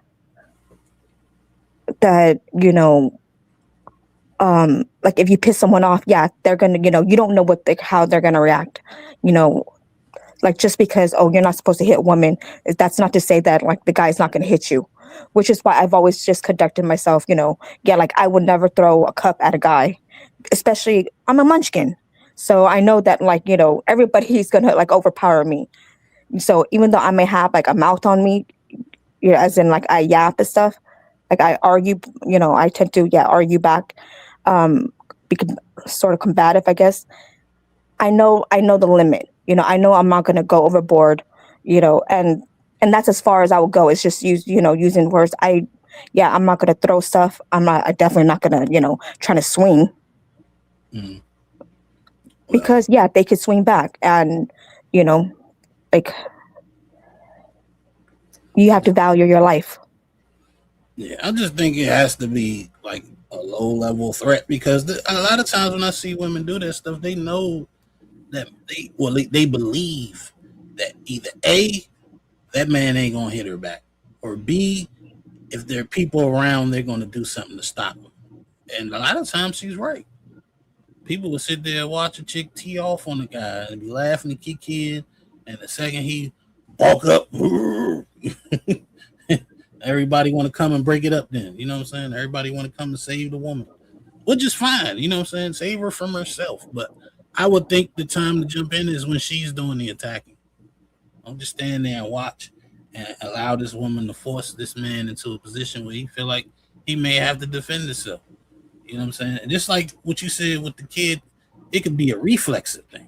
Mm-hmm. It could be a reflex. She pop him and just off reflex, boom. You know what I'm saying? and didn't really want to hurt her, you know what I'm saying? But I mean, shit happens, you know. To me, I always had like a little issue with the there's no reason, because I believe there's a reason to hit anyone. Do you want to?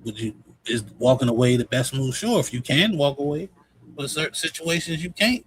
Certain situations turning your back, she gonna hit now. You can't see the punches coming, because that don't mean she's gonna stop. You know what I'm saying? It's not always a one slap thing, and then you know what I'm saying. Sometimes it's multiple.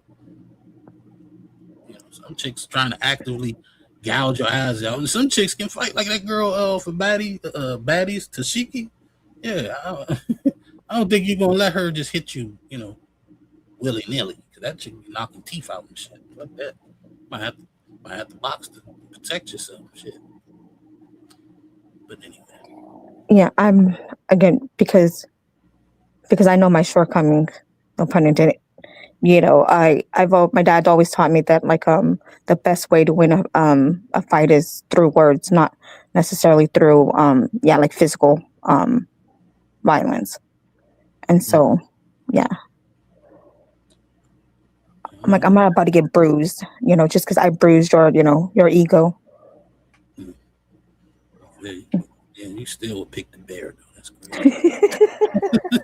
Let me set this video up. We ain't gonna be here too long, y'all. You know what I'm saying? I know I started late, but we about to review this video, chop it up for a second, and head on out. What I wanted to review was a little Slimmy versus Anton, Joe. This is like before the Fatty and Molly, you know, debacle or whatever you want to call it. But it was funny to me. I loved it, man. It's one of the few times you get to see Anton yelling. I know he tried to blame Fatty for him going hoarse, but he went hoarse from yelling at Slimmy. Shit, you can see it. So we gonna check it out.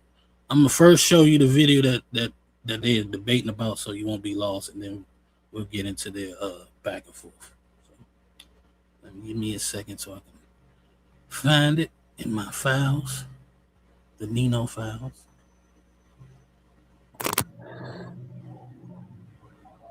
It's a good thing you got files now. You're gonna need them. You think so?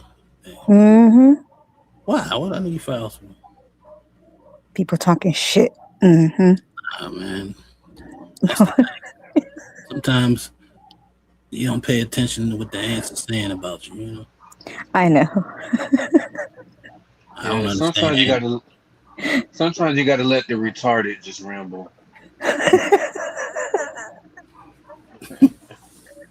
Let me play this video.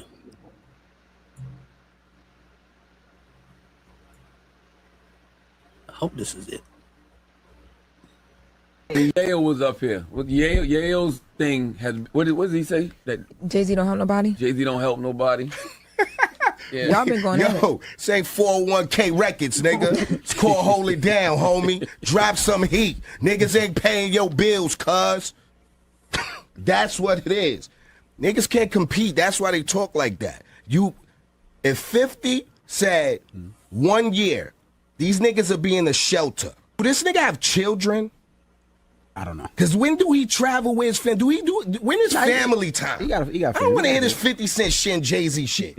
My wife right here, we just came from Paris, rocking the Chateau. My daughter was in there, was in the room Leonardo da Vinci built. You know what I'm saying? I have 4 gold albums, by the way. 4.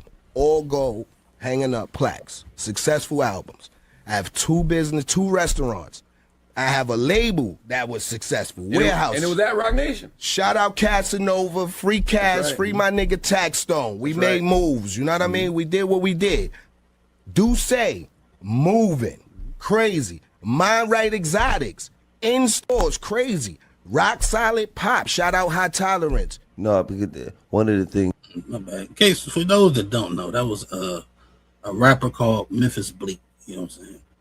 Memphis Bleak was, I won't say he was a big deal, but he was, he's connected to Jay-Z. You know what I'm saying? So he was like Jay-Z's right-hand man for a while, and then he kind of faded out.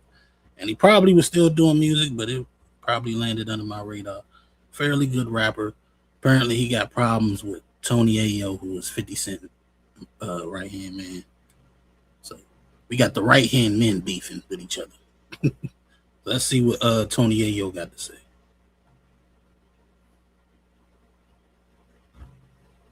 Things I did see that he said was that,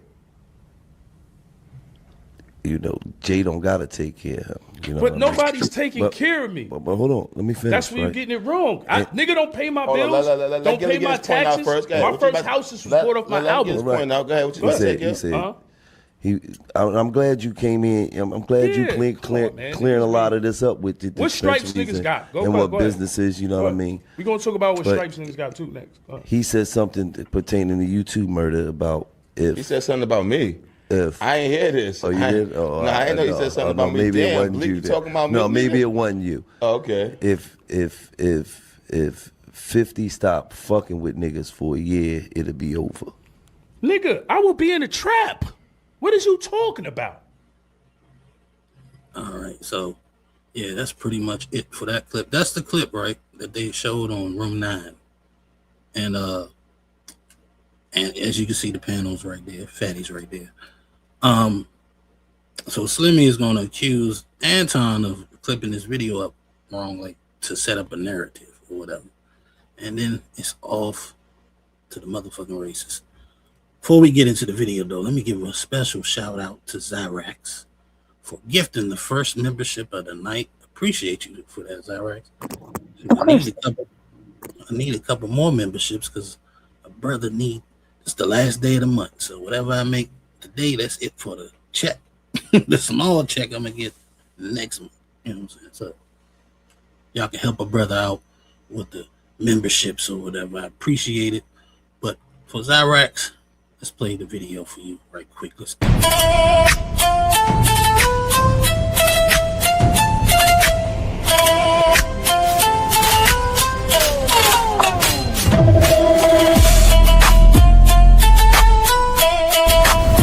Support is honorable at Nino Nation. All right, so this video probably about 13 minutes long. Let's get into it.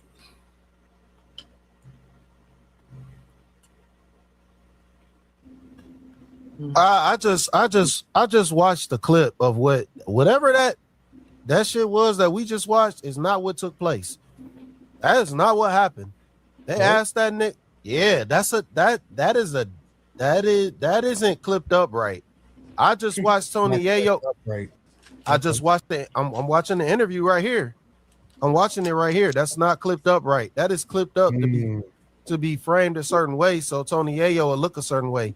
Tony Yayo went on to explain how they got businesses, how he had a house in 2005 because of his album sales, and also how they got businesses, how 50 Cent he don't pay no taxes for him. He don't do nothing for him. He be in rooms with all these people. They got a dispensary. They got businesses. He was talking about their businesses. So that only was kind of business that he slanted. talked about was a dispensary. That's the only business that he talked about. Number one, which we're not going to limit it, right? That's cool. If you got a dispensary, you got a dispensary. That's the only not business. how that clip was made, though. The Hold on, clip was hold on, made to say that I would be in the trap. Well, that's what he said. But that's not how that went, though. That's what he said. But that's not how it went. He asked How him was a it not question. how it went? Because when he asked him the question, he went on to explain certain things. And I ain't even got to that part of I haven't gotten to the part where he said that trap shit. I'm looking at it in real time. Come on, Slimmy. That's where you messed up right there. I'm surprised Anton didn't catch it. Maybe he caught it later, but he didn't catch it right away. If you haven't seen that part, then you can't then say that's not how it went, though, because you haven't seen how it went, though. You know what I'm saying? You kind of can. Because he cut, I guess, a significant portion out, it's taking out the context of what he's saying, which is valid. But at the time, it looked like basically he said, "Hey man, if he stopped, looking out for you, you know, I don't know if he even asked the question. Was he asking the question? It was like, if he stopped, you know, helping you out, he was like, man, should I be out in the trap? But that doesn't mean that he didn't say anything. I think he did play the part where he said he had businesses. But I think the point that Anton is going to make is that you can only make but so long of a clip, especially with a show like The Breakfast Club. You can't like put a whole bunch of everything into it. You know what I'm saying? So you're limited in what you're saying out. Me personally, I probably would have made Memphis Bleak part shorter. You know what I'm saying? But I don't know. I think before you make a claim that he clipped it up to pull a narrative or whatnot, you gotta have watched the whole thing, not be watching it in real time. Because then it looked like you're trying to pick. Yeah. But let's keep going. Let's have Rex got something to say. Nope. All right. That's not what took place. He asked. I ain't seen that trap shit yet, and I'm not denying that he said it, but he also explained a lot of things before he got there. It's an hour podcast, so I can't play everything that happened in the hour podcast between him and $1 million worth of game. But as it relates to the conversation and him and Bleak firing back at him, and then him responding directly to what Gilly asked him about Bleak, that was his initial response. Now, all of that other shit before that, again, y'all can go and check that out. And that's why I said you can add the additional context. And he didn't talk about no whole bunch of businesses. He just said, yo, when my album sold on this, which really that was 50, that had nothing to do with him in particular, about his album, that original album or whatever. And so that's way back in 2005. The context of the conversation is, what are you doing now as a grown man? Not what you was doing in 2005. What are you doing in 2026 is the context of the conversation. But I mean, if you want to add the additional context, then you can. Anton, this shows your bias towards Jay-Z more and more. Like, this is crazy. We not, but this still Bleak and Neo. We're not talking about Jay-Z, but this still leans into your bias of why you don't like 50 and you like Jay-Z. Man, who said that? Still goes into that. I do expose him, Slimmy. Expose him. I like. What are you talking about? This ain't even no exposed stuff. But wait. Why you say I don't like 50? Anton, why did you say I don't like 50? That's a lie. Come on, bro. It's a lie. Come on, bro. The last time we was talking about 50, you were literally up here saying that he was wrong about everything that he did with Diddy. Okay. All that shit that with Rick Ross. And you, right. You be biased. I don't like 50. I don't like his action. Okay. For the nigga, if you say I hate LeBron, and I ain't never even said half of the things I'm that gonna you let say you about get it me. off, and then I'm gonna respond. Nah, you being biased right now, Anton, because that's not what Bleak said. That's not how that interview went either. You cut that up and chopped it up a certain. I won't. Wait. Let me not say that you did that. Whatever we just watched, however that came out, that was slanted to make it seem as if Yayo started talking about, I'm gonna go right back to the trap. That's not what he said, though. He started talking about businesses, being in front of people that got businesses, that own a Brazilian soccer team. He started talking about a lot of shit, and it didn't mention no trap. So that was kind of slanted how that played out. First, I don't know who does the editing on the video. It seemed like he was trying to say Anton did it, but more than likely he didn't. You know what I'm saying? I'm pretty sure Anton has multiple editors at this point. But I don't know. It's like, do you think Anton doesn't like 50 Cent? I never really thought about it. How the fuck am I supposed to know? Nah, I don't know. That's what I'm saying. He said it, he's saying it like, it's well known, because I guess maybe he's saying basically he had a negative take on 50 or something like that. So. Yeah, I don't think you could. I think you would need more to say he don't or do like 50. Yeah, I think it's smarter to ask. Do you got a problem with 50 Cent? Let the man answer.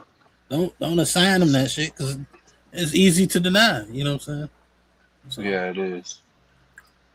let's just see what he's talking about.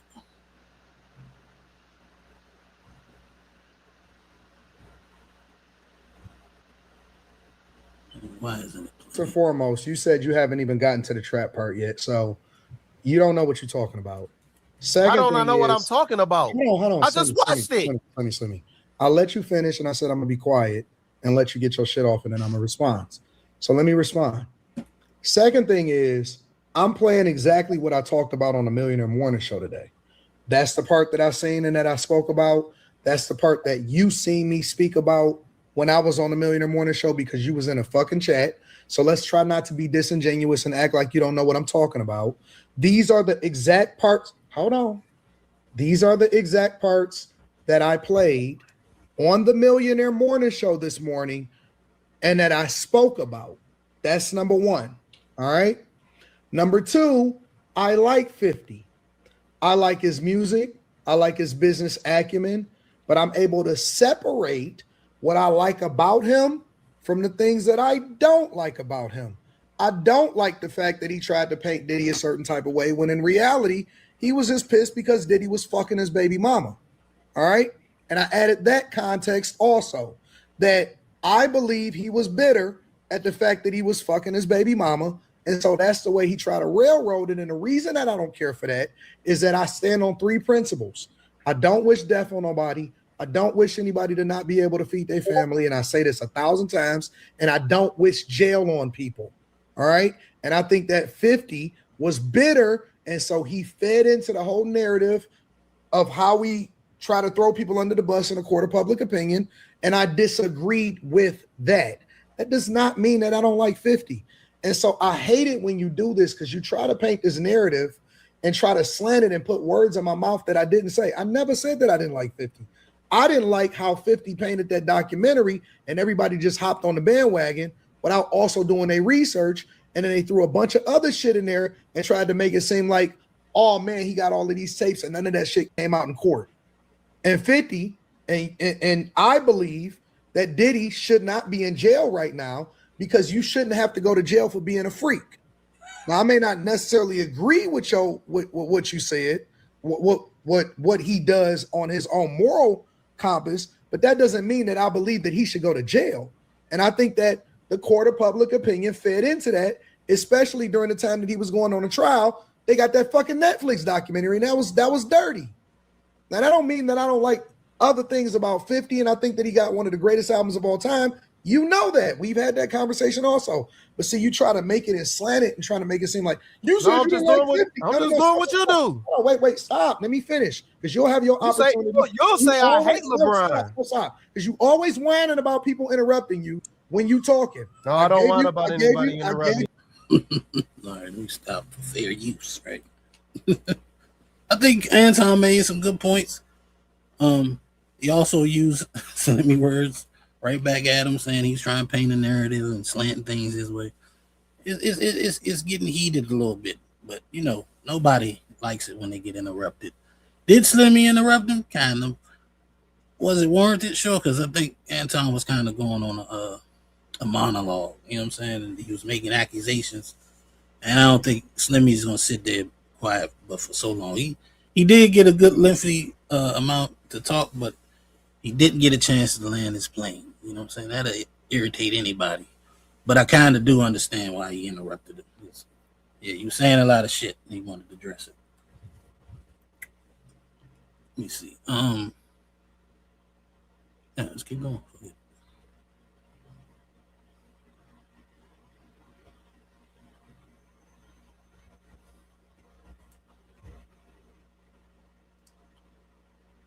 You, Grace. We have and back I'll and forth. You finish. We have I'll back and forth. Finish your point, and I'll let you get your slant off. So let me respond in whole, and then you'll be able to say what you want to say. This is how Anton manipulates. You got it, Slimmy.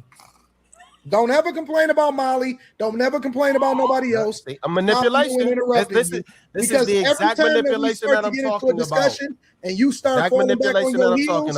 And you start falling back on your heels. How I'm falling back on my heels? You do the same shit that the women do that you complain about. You do the same thing that the women do. I interjected. I interjected. I didn't overtalk you. You're doing it right now. I interjected. I never overtalked you. You do the same shit that the women do. That you complain about. I interjected. I never let somebody finish. I literally stopped talking. You never let me finish. You never let me finish. Let somebody finish their You never let me finish. Look at you. Now you talking over me and it's still my turn to talk. How you gonna talk over me and it's my turn? You can't yell at me for finishing my point. This is exactly what I'm talking about. You do the same shit that the women do. Because you're trying to do the same shit that the women do. I interjected and I interjected. I interjected. I didn't overtalk. No, you talking over me. You can't interject and keep talking. I didn't. I said one thing and you was like, no, here you go. Here you go. You do the same thing that the women do. And the reason that you do that is I don't do the things that the women do. You're doing it because you're getting your ass Anton, you're wrong. Anton, you're wrong. You're wrong. Because if you made that clip, you do it as a defense mechanism. You wrong. You can't see this shit. Anton, you wrong. Because you starting to get proof. You tonight, you've done everything that you accuse the women of doing. You accuse them. You're moving the goalpost. Manipulation. You accuse them. He got it. This is what Anton do every time. You accuse them of putting words in. Anton. All right, so that whole interaction, would you call that interjecting, or is he talking over him? That whole we just watched, that's the latter. I think he for sure was not interjecting. He was trying to overtalk. And then I think he gets into semantics because overtalking is interjecting. Yeah, and you're interrupting. It's the same thing. Yeah, I look at interjections like he was trying to say one time, just to maybe ask a question or something like that in reference to whatever they're saying. But I think what he's doing is literally over talking to him and he's responding in time. He wants to back and forth. Anton wants to be able to monologue and then you monologue and then I monologue and then you monologue. Yeah, I don't like that monologue shit. Yeah. I think it's better for the back and forth. Because see, they say, one mic you can't. When it's two people arguing, I can hear both of them. You know what I'm saying? It's when a third person start chirping in, and then a fourth person start chirping in, then you can't understand shit. But two people arguing, going back and forth, that shit, I can understand everything. Maybe because I got headphones on. I think in order for when people use the interjection thing, it's because usually when you interrupt someone, the other person tends to stop, right? But then a lot of times the person doesn't stop and they continue to talk, even though this person has tried to interject and trying to get you to stop. You know what I'm saying? And so that's why that word wouldn't really apply. Although, they interject, but then the other person didn't stop talking. So therefore, it's more of, you're just interrupting. Oh, yeah, see, that's also semantics. It's the same thing. Yeah. She went around the just corner. let a person finish and then just. I personally, especially in this space, man, I think sometimes it's almost impossible not to over talk at some point. You know what I'm saying?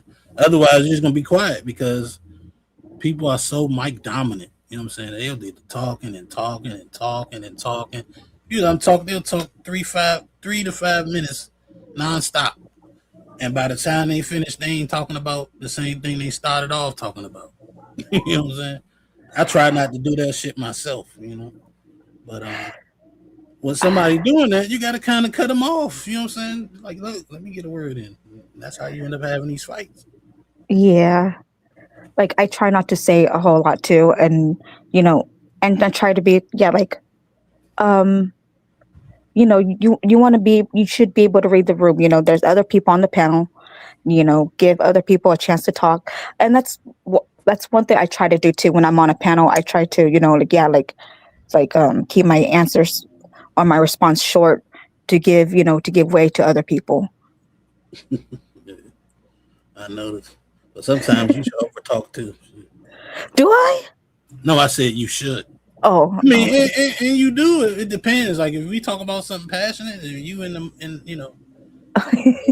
Cyrax ninja mode, yeah, you overtalk. It just don't happen that often. That's all. But people love that shit when you do it. No, I can't. Oh Lord. Says, shout out to Player One with the $4.99 super chat. He says, drop Zyrax for what's that?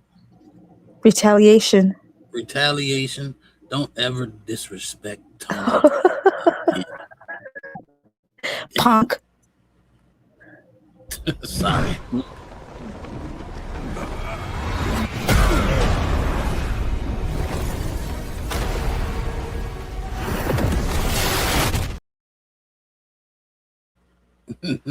Man. Whenever back in 5 minutes. Whenever Player One drops somebody, you got to get the ejectocito, cuz. Look. Yeah, I gotta find that joint. I'll find it. But yeah, let's appreciate you, Player One, for that. Let me play the video for him, then we get back to it.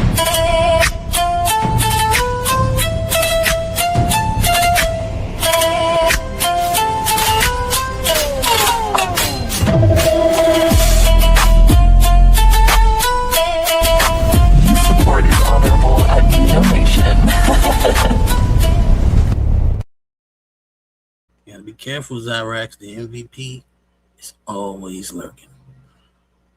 Should be back at 12:09, so don't worry. Let's keep on with the video. This is what this is the Slimmy show. Y'all go ahead and let him do it. Let Slimmy have his thing. Nigga, I've never said anything slanderous about LeBron, but you'll say I hate him. You'll say I hate LeBron, even though I'm just objective. I literally just said, hey, I just went back and said what you said about 50 Cent. And I just said, hey, you don't like 50 Cent. And that's all. And I just did what you did. And now you're saying that I'm wrong for that. But this is what you do. And then you got off camera. I have to be honest, Slimmy. If you don't like LeBron and you are from Cleveland, you are ungrateful. Thank you. LeBron is not from Cleveland. He's from Akron. You won't understand. You not. Anton don't even understand, and he has stayed away. Damn. So I don't think you're gonna. And this is, I'm not saying this in no disrespectful manner. Getting their thoughts off. You won't against Slimmy. Oh yeah, you will, because I'm gonna be on mute. But you kept. But you wasn't on mute. You wasn't on mute.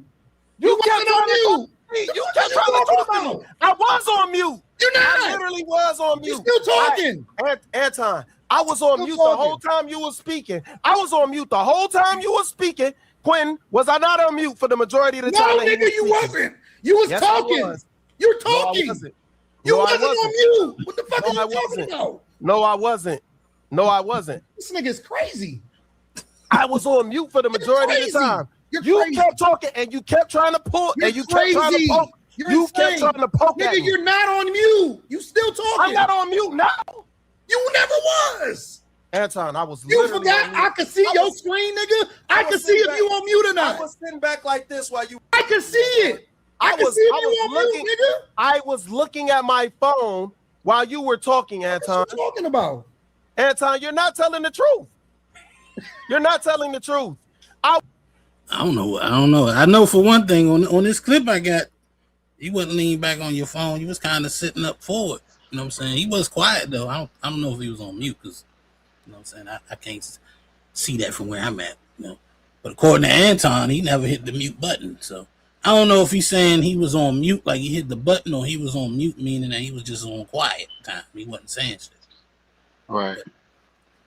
You might need to specify. And Player One, I don't know where the littlest Rizzler is. She probably sleep, dreaming of Granville or some shit. Who knows? Oh shit. But yeah, that nigga Anton was about to blow a gasket over this shit. I was surprised he got that mad over it. Yeah, you know, he normally never get mad, but the funniest thing about this clip is you could go in the hood to see the same exact interaction. Yeah, this is normal for me. Nigga. This is super normal. Yeah, at a bar, niggas arguing about sports, all that shit. This is what. That's why when women say, "Oh, they arguing," that's feminine. No, men argue all the time. Aggressive is a masculine trait. Mm-hmm. You know what I'm saying? Like for real. If you go back in the day, it was wrong for a woman to argue with a man. I don't know how they tried to flip that shit, but they trying their damn best and try to make it like you can't argue with them for some dumbass reason. Yeah, it's super ridiculous. And when women argue, they argue out of like emotion. I don't know how to describe it, but it's not the same type of argument at all. No, not at all. Speaking of arguing, welcome back, Zach Rice. What you mean, Tony? You saying that we can't? Here we go. Go ahead. Are you saying that we don't know how to argue like logically, and it's always just emotionally? I think the motive when a woman argues is because she's upset. When we see niggas argue like Anton and Slimmy, they're not necessarily upset. They're just combating ideas. Mm-hmm. Yeah, because y'all literally get mad and start crying and shit. Mm-hmm. Niggas get baseball shit. Yep, and these niggas could do the same argument and be cool, laughing, kiki, and 10 minutes later. Yep. Because they're just arguing the point. They're in conflict intellectually. When women typically get mad and start yelling, it's because you pissed her off. She's upset emotionally. I don't know, but I guess. It's late over there. We'll give you a break for rest.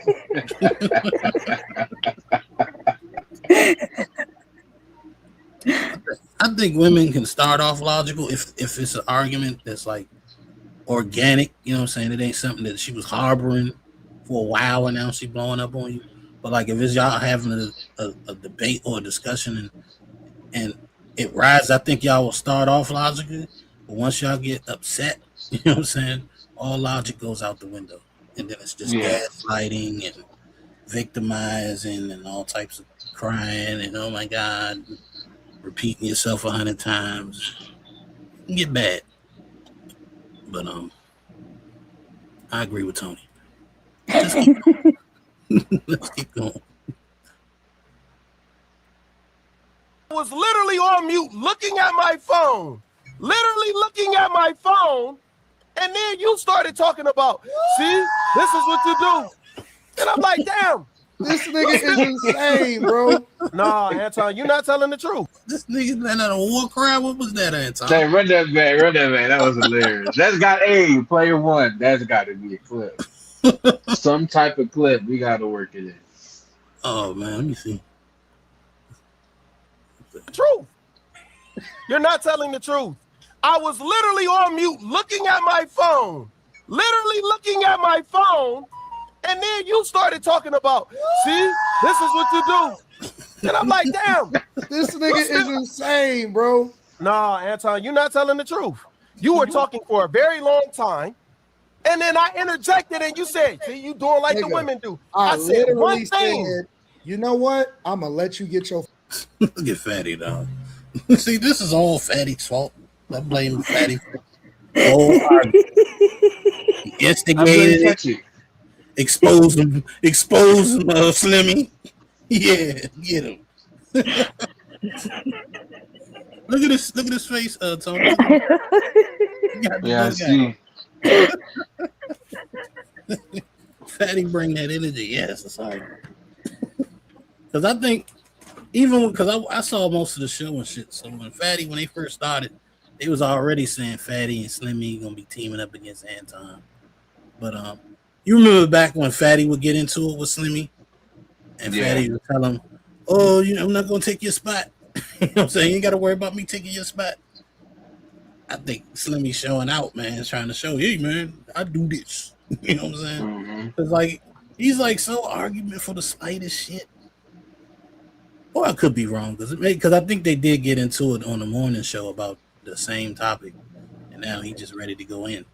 But yeah, he was argumentative with Anton for most of the damn show. This is just the best part of it. And that makes the show because you know the women aren't really gonna look, stay. robot. Yeah, you gotta, and that's why you like the ladies first, and the super panel when they have women on there are the best when the women are opinionated.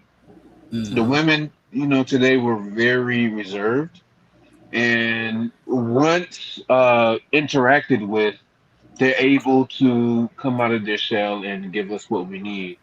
But other than that, you know, they were just chilling.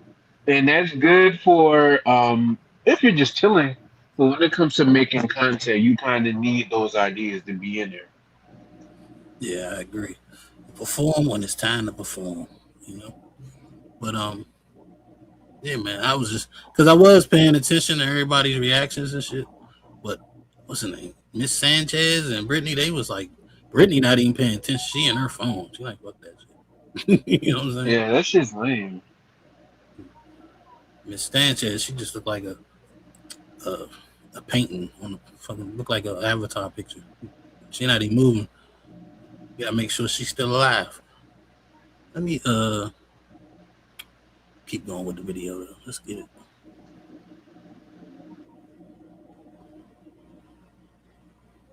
Full thought out, and then I'm gonna respond.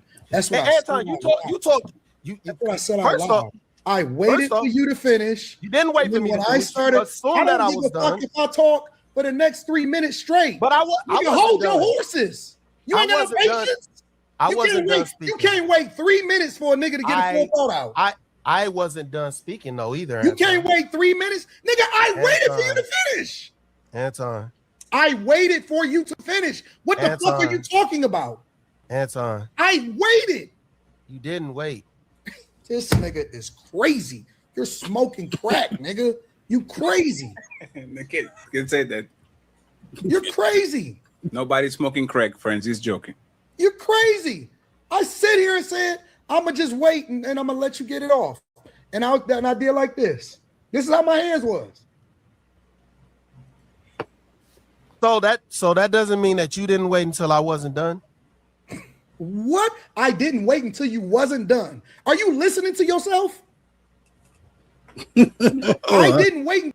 I was thinking, hey, I didn't catch that the first time. He said, you didn't wait until I wasn't done. Bro, this is the funny. This is probably the most entertaining I've seen this particular show. I don't watch After Hours because to me it's extremely boring. But this was funny.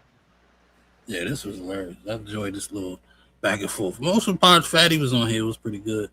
And it took Fatty a minute, you know what I'm saying? He was, you know, you could tell he was kind of trying to, you know, figure out where he was going to fit in at. But once he got there, you know what I'm saying? It was a roll. It was good. Until you wasn't done? What the fuck does that even mean? So just because you were sitting here like this, that doesn't mean that you didn't wait till I was finished. You still cut me off. I'm gonna get a drink. I'll be right back, y'all. I love it. I don't remember him cutting him off though. I think he did give him a chance to say what he had to say. But I'm not gonna rewind to find out. Shout out to Batman for giving me this clip. Literally looking at my phone, and then you started talking about, see, this is what you do. And I'm like, damn. This nigga is insane, bro. No. Got it that quick. But anyway. Appreciate the Dark Knight. Yes. Batman in the Bat Cave doing the work while everybody else is asleep. We only got a little bit left on this. So let's get to it. Y'all are good friends. This is how good friends fight. And all of this because of a guy called Memphis Bleak that is not even from Memphis. What a shame. This man from Milwaukee and y'all fighting for him. That's crazy. Fatty, wow. Yep, that was it though. Let me see. How do I drop this shit? Like, I don't understand why it's, you know, the back and forth is it's always like sort of the same. Like, oh, you cut me off. No, you cut me off. You didn't let me land. And it's like, oh, okay. I cut you off. My bad. Go ahead. You know what? I get it though, Zyrax. Because I personally hate being cut off. I probably don't talk as much just so when I do talk, people actually want to hear what the fuck I got to say and they won't cut me the fuck off. I can't stand that shit. It's a pet peeve of mine, you know what I'm saying? That I probably need to work on. But I don't like that shit in a lot of cases because a lot of times I find it very disrespectful. It's like, fuck what you saying. I got to say what I got to say. No, nigga. And then I'm a very good listener, so if I cut you off, it's for a reason. You know what I'm saying? But most of the time, I don't cut people off at all. Sometimes I'll be ready to say something. Somebody say something, I let them go. Just show some courtesy. That's all. Show some courtesy and decorum on these. Give me like 2 minutes. I'll be right back. Not even 2 minutes. 30 seconds.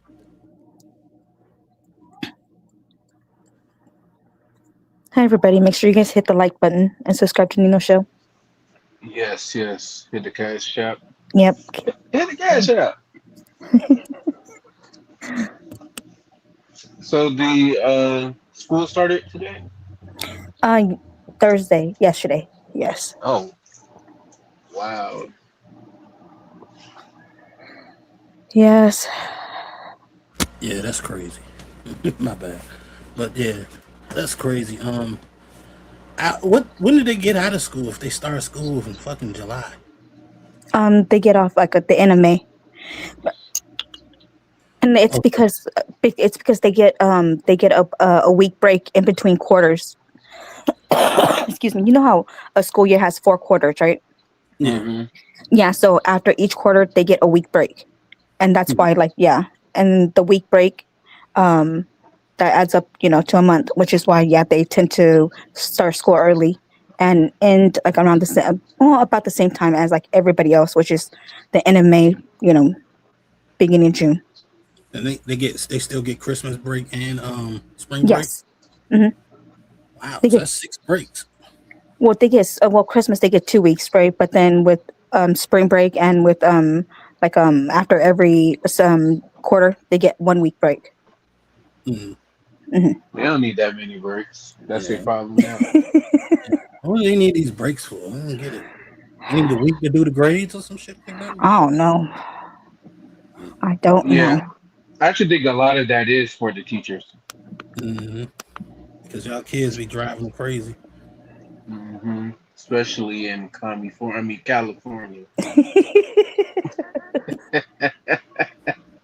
Damn, California.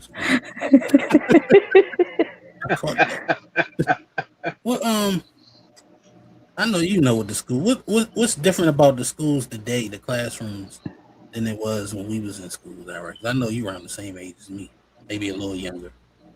Yes. A lot. One thing I do like about school nowadays is that they have more variety. So there's certain schools that specializes in music. There's some schools that specialize in art. They have Montessori, as they call schools. So I do like that. I like the variety. Depending on what your kid is into. But the one that I have my kids going, it works well for 2 of my my youngest, but it doesn't work that well for my oldest because my oldest needs she needs more of a structure, like the type of setting that we had, where it's sort of boring, but then it's textbook, everything's textbook. With the school, it's considered like a liberal school. You work together. A teacher teaches like two grades, so it's like kindergarten for or first and second, third and fourth, fifth and sixth, seventh and eighth. Mm-hmm. And so it's a because they want to teach in inclusivity and teamwork and stuff like that. They like to foster creativity, and so it's okay. Everybody gets a trophy in that school. Don't worry, Timmy. You know you didn't play at all this season, but you get a trophy too. Yeah. You don't need to work hard. You'll get one. Don't worry about it. I get it. It's like I'm half and half. Some of the liberal stuff I'm with, some of it is like, it's too, what you call it, cookie cutter. It's too soft. And the world isn't soft at all. So I think emotionally it's not making these kids prepare for what the world really is going to be for them. That's why you see so many youngins crashing out. They just can't handle something slight, like getting pulled over. I got a body cam video of an 18-year-old. Remind me of Cammy kirking out. She got pulled over. Like crazy. Mother and the father had to tell her she was wrong. She still was lying and acting like she didn't do nothing. Just couldn't even handle the pressure, Yeah, getting babied and coddled and real world pressure hits you. Hey, that shit is it's gonna make for a horrible society though. Yeah. And then there's gonna be a big separation from the people that can handle it versus the ones that can't. Like think about it. If we had to go to war, right? We had to, you know what I'm saying? And we had to pull from our young generation, our 18 to 25-year-olds. You think they got the same mental capacity as the guys during World War II? The same toughness and grit? Nah. No. I doubt it. Like you're right, they're they're softer, but then at the same time, like these, how should I say it? Like back in our days, yeah, of course, every, there's behavioral problems, doesn't matter what generation, right? But for some reason, yeah, this generation, the behavior problems are a bit different, It's weird. Okay. Yeah, it's sort of hard to pinpoint because it's a plethora really, like back in our our days, our behavior problems, their typical, okay, yeah, being mean or like sort of bullying, or we're just not good at managing our emotions, right? But for some reason, these kids, they just spaz out. My son has a friend that, he would just, he would just spaz out, and then my son has learned to sort of calm him down, and so I'm like, what? I don't know. That's just so weird. We'll get you some more Pop-Tarts later or something. They be tripping off the dumbest shit ever. They don't know how to handle it. No, because parents don't tell their kids no more. For real. My mother used to tell me no about everything. No, can I? No. I got told no so much I was scared to ask. I know, same here. Don't even know why you ask. Like there's been a high demand for, as they call them, behavioral therapists, and that should tell you, everything about this generation. Because they fucking soft. Yeah, they don't need a therapist. They need an ass whooping. Yeah, you throw them in the woods. Throw them in the woods. Without a tent. Figure it out, nigga. Hope you make it home. You know what I'm saying? Shit. And it's like a lot of them don't even say, damn, how can I become more competent? How can I be tougher? How can I... They don't even think about that shit. And granted, I was a sheltered kid, but by the time I got in my late teens, early 20s, I was like, I gotta challenge myself. I need to learn how to do shit. They don't even have that at 20. They still act like kids. So yeah, they get treated like kids too. Yeah. They get looked at. A lot of young, Cammy's 21. I look at her like a kid. You know what I'm saying? And I know she's not, the average 21-year-old, but even my cousin, he's 22, so he's a little kid to me. You know what I'm saying? So when I was his age, he was looking at me like I was a grown ass man, grown. Yeah. That's why when. Oh, go ahead. No, go ahead, Tony. I'm sorry. No, go ahead, Cook. No, I was just gonna say, that's where I'm gonna sort of disagree because, our kids, they should be kids.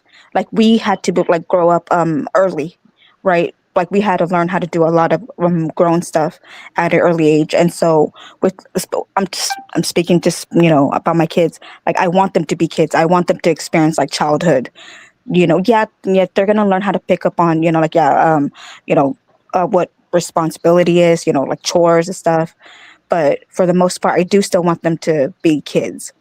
Do you see a 20-year-old as a kid? No. That's what we was talking about, Zach. We was talking about. I said, Cammy, she's 21. I got a cousin that's 22. I'm talking about adults, young adults. Oh, okay. Oh, my bad. Okay. Not the kids. I know kids can be kids, but I think if you don't do certain things while they're kids, then they will still be kids when they're adults.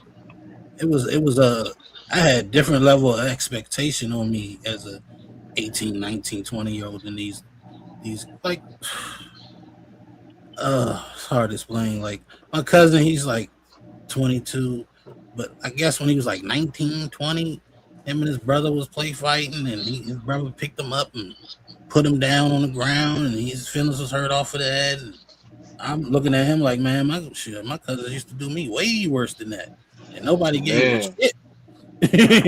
Toughen up, don't cry about it. You know what I'm saying? I know. Him is, you don't understand. They different. Why? No, they're not. He's a human being. They're making them different because you calling on his ass. He up here upset over that, man. Get over it. He started this shit. It's like at what age will you usher them into adulthood and responsibility? That's why they say the teenager thing is new. Mm-hmm. Yeah, shit, man. All right. 19, I had my own apartment and 2 jobs and a hustle. Mm-hmm. My cousin's 22. He ain't never had a job. Got no hustle in him. I don't know how he get money. You know what I'm saying? At 22, 23 years old. Couldn't tell. I know. I started working when I was 15. Learned how to drive at 15. So, yeah. Like, do you feel like that aged you, or was it other stuff? I mean, like, I think working like a part-time, I think that's good. Because I think it's, everything, it's sort of like you want them to, you don't want to just like you said, like just throw them in, throw them out there, right? You want to slowly introduce them to, or slowly teach them, what this, I guess, or, once you enter the adult world, what the expectations are, right? You don't just want to, like you just don't, because for some reason, like they're not tolerance, but then I wouldn't even say their capacity, but it's sort of like like they just don't have the sort of not strength. What's the word for, like, the perseverance? There you go. Mm-hmm. That's what they don't have. Like these kids, they don't have it, because if you tell them something and then like they go like all gloomy and then they just want to give up and then that's it. Yeah. Like, they don't know how to go, you know what, I'm going to try to overcome this, and maybe that's what it is. As there's that saying goes, when you don't, hard times, creates, good man. Yeah. I believe. You read my mind. Because I think a lot of people, like, kids, you gotta, I don't want to say throw them in the fire, but you have to give them struggle. Mm-hmm. Even if it's controlled, but you got to give them struggle, because now they're probably gonna feel like, damn, like this relies on me, and I can't be down this bad ever. You feel me? I know a lot of people. You hear people in here say they was broke, so they had to, go get it, so on and so forth. And to a certain extent, that's real, and it's true. And when people are placed between a rock and a hard spot, they typically are able to if they have the mental strength to, you know, they'll get up out of it. It might take time, but people aren't thrown into that fire anymore. They aren't thrown into that struggle. Yeah, the coddle. Because I don't think you should treat a 13-year-old the same way you would an 8-year-old. I don't think you should treat a 17-year-old the same way you would a 13-year-old. You have to progress it, not necessarily throw them out there. You know what I'm saying? But you have to put them in situations where they learn as they get older. You know what I'm saying?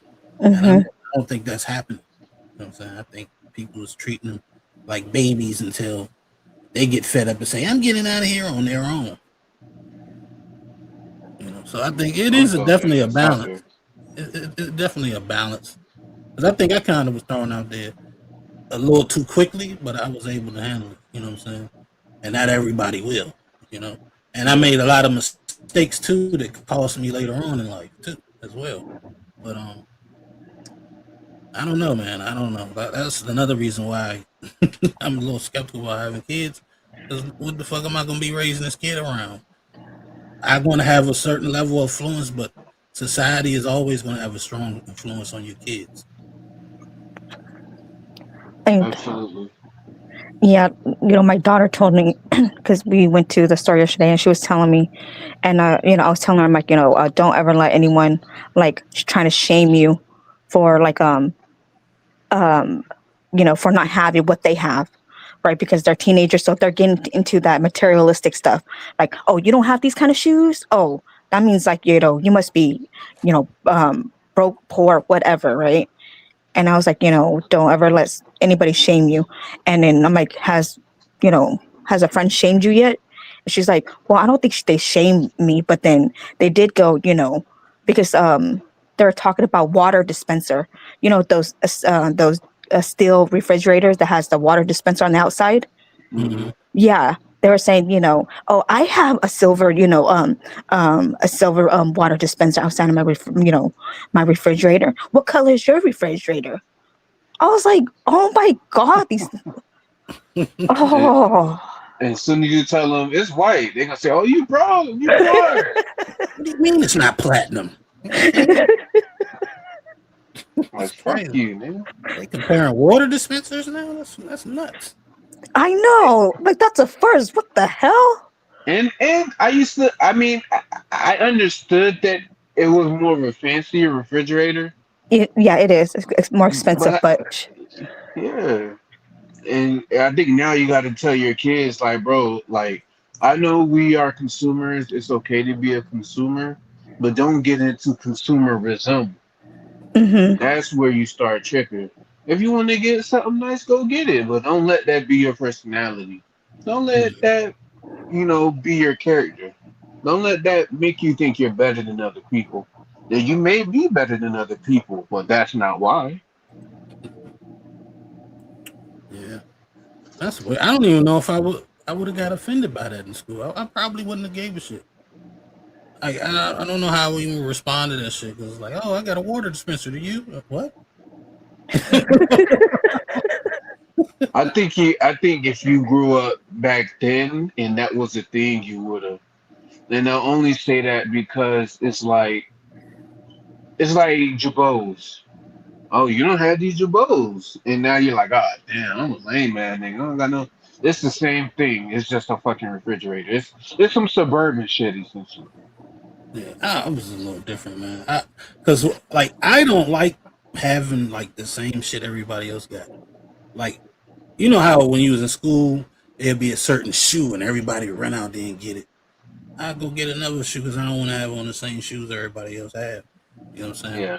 I mean, it's certain things like maybe games, you know what I'm saying? But that's if I like the game, you know what I'm saying? But I never was one to I want to be like everybody else. I want to have the best clothes, be the best dressed. That shit didn't really never. I just wanted to look nice, you know what I'm saying? I don't want to look like a bum, you know what I mean? But yeah, you can be the best dressed. You got it, yeah. You got polos every day. You got like Papi Blanco said, yeah, 300 some polos. That shit don't bother me. That ain't even gonna make me want to go get some polos. I don't like polo. You know what I'm saying? But I don't know. I do agree that there are a lot of people that's like that. Oh man, everybody's getting this car. I got to get the car. You know what I'm saying? And sometimes that's a good thing because it'll motivate you to go out there and do what you got to do to get it. Hopefully, you get it the right way. You know, a lot of people do it the wrong way. But I just never been like one to be pressed to be like everybody else. If I did, I'd be doing messy shows like everybody else in the space. You know. I've always understood at a young age that material stuff, like yeah, they don't mean shit. Like there's no different, like a Calvin Klein, shirt and a Walmart shirt. It's the same thing, damn thing. Yeah, to a degree. And then it's how they market it too, and then people want to put you in the social class. Go ahead, Nino, my fault. I was like, how would you know? I ain't gonna lie, there's some cheaper shit. You know what I'm saying? It is the difference. You know what I'm saying? Because I would get good clothes, but then sometimes I would get clothes from former mills. You know what I'm saying? Because clothes is clothes. You know, you want some good stuff for when you do some special shit, and then you have clothes. Like right now, I got regular clothes on, a regular black shirt, a regular sweatpants. I don't mean I don't got some nice shit upstairs in my closet for it when I want to go out. You know what I'm saying?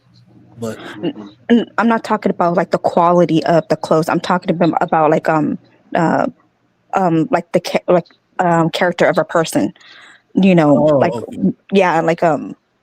rich people that went to like high school with, that I used to go to. We went to high school with. Like they had like the name brand stuff, but then the shittiest kind of people.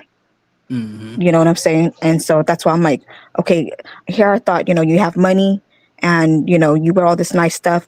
And yet you're like you're once a bully, once like, a hoe, like once a bitch. It's like, okay, I don't know. Maybe I thought that like, if you have all that nice stuff, that's for some reason, because people because we tend to glamorize, like celebrities and, name brand stuff. So I thought that if, you have money, you're supposed to sort of like, act, you're supposed to, because they do walk around like they're the shit. So you would think that they, they would be nice and, but like, yeah, look at me, but instead, they have like sort of an ugly attitude. I don't, maybe it's just I don't know. Maybe it was just maybe it's just me.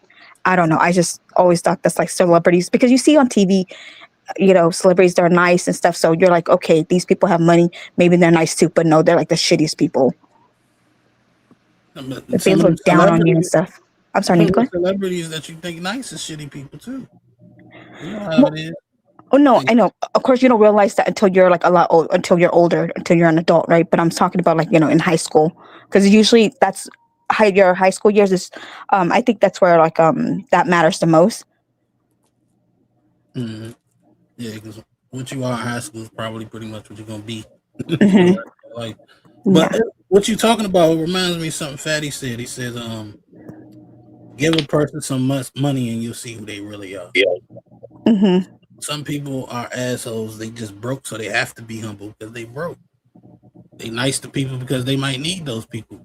But once you get to a point where you got money and you don't really need nobody, well, then you can be whatever the fuck you want to be.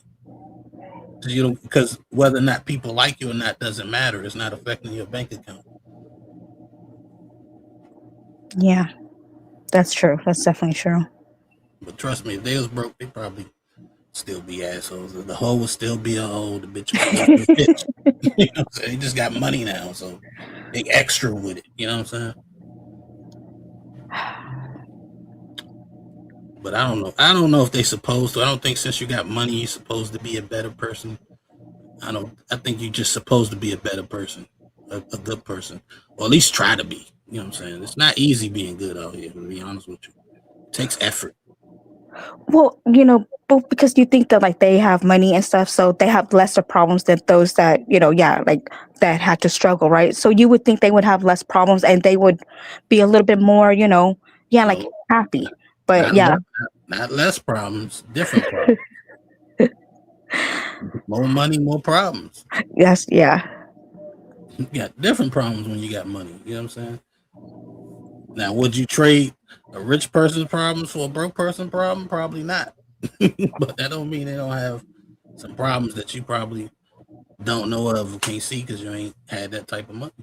But I've seen people with that type of money, and I've had that type of money. I know how people are. Like when you got it, it'd be so many people kissing your ass, so many people. Like it's easy to be an asshole. You know what I'm saying? Because people kind of become expendable to you because you kind of feel like people are only around you because you got money. And that makes you kind of maybe a little angry. When I had money, when I was, doing my thing, man, my phone stayed ringing. As soon as I stopped, phone is silent. Nobody calling, nobody checking on a nigga, nothing. You know what I'm saying? When you up, everybody love you. When you're down, nobody around. Shit. But there's this movie. It's called The Ultimate Gift, and it's similar to that. It's about a guy who of course he was born into like a very rich family, but then his grandpa died, and then his he thought that he was going to get a big old check and stuff, but then it turns out like his grandpa wanted him to go through these tests, and if he completes it, then he gets a reward, which is like I think his estate and stuff like that. And the first one is he loses like everything, as in his money. Like nobody could he has to go out there and find a true friend who's willing to help him when he's down on his luck. He couldn't find one. All his friends wouldn't pick up. Even his girlfriend left him. Yep. So, and you get what I'm trying to say though. When you up like that, it's easy to be an asshole. You know what I'm saying? Your ego is at an all-time high. You know what I'm saying? So I kind of get it. I'm not excusing it. It's just that I understand. You know what I'm saying? But I always say the best rich people is motherfuckers that was broke before.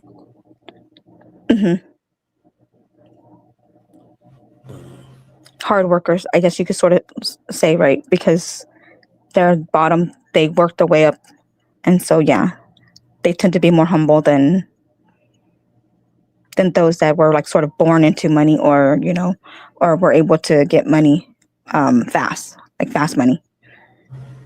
Yeah, that's a fact.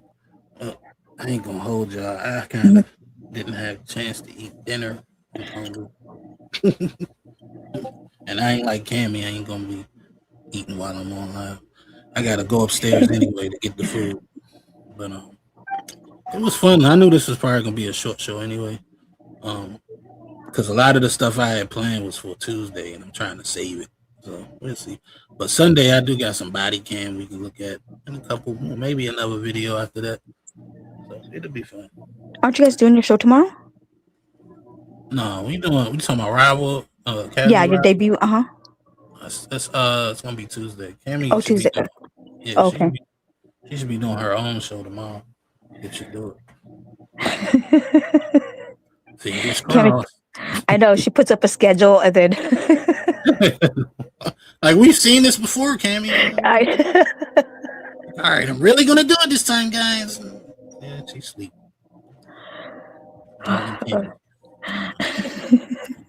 I appreciate you having me, Nino. Yes, same here. Appreciate you pulling up, Tony. Tony, he's like my undercover co-host, man. He always pulls up. No one else does. So don't think I don't notice it and appreciate it, my brother. Salute, brother. No issues, no worries. Well, you play the sad music.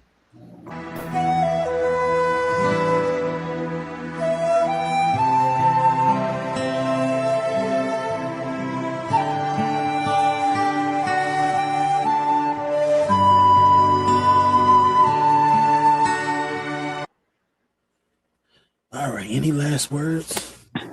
Well, of course, as always, thank you for having me up here, and great show. And until next time. Good night, everybody. Good night, everybody. All right, see you guys. If not tomorrow, I'll definitely see you guys Sunday. Tony, you got any last words? I don't know if you said them already or not, but yeah, man. Just make sure y'all try to do your best and try to live the best life you can live. It's okay to be a little bad, but you gotta make sure you're a little good too. That's No, a I fact. agree with that. Can't be too good, but don't be too bad. You know what I'm saying? Be in the middle. But yeah, like I said, either Saturday or Sunday, I'll catch up with y'all. Until then, y'all be safe, be easy. I'm out. Oh my, how I wish to cry every time we say goodbye.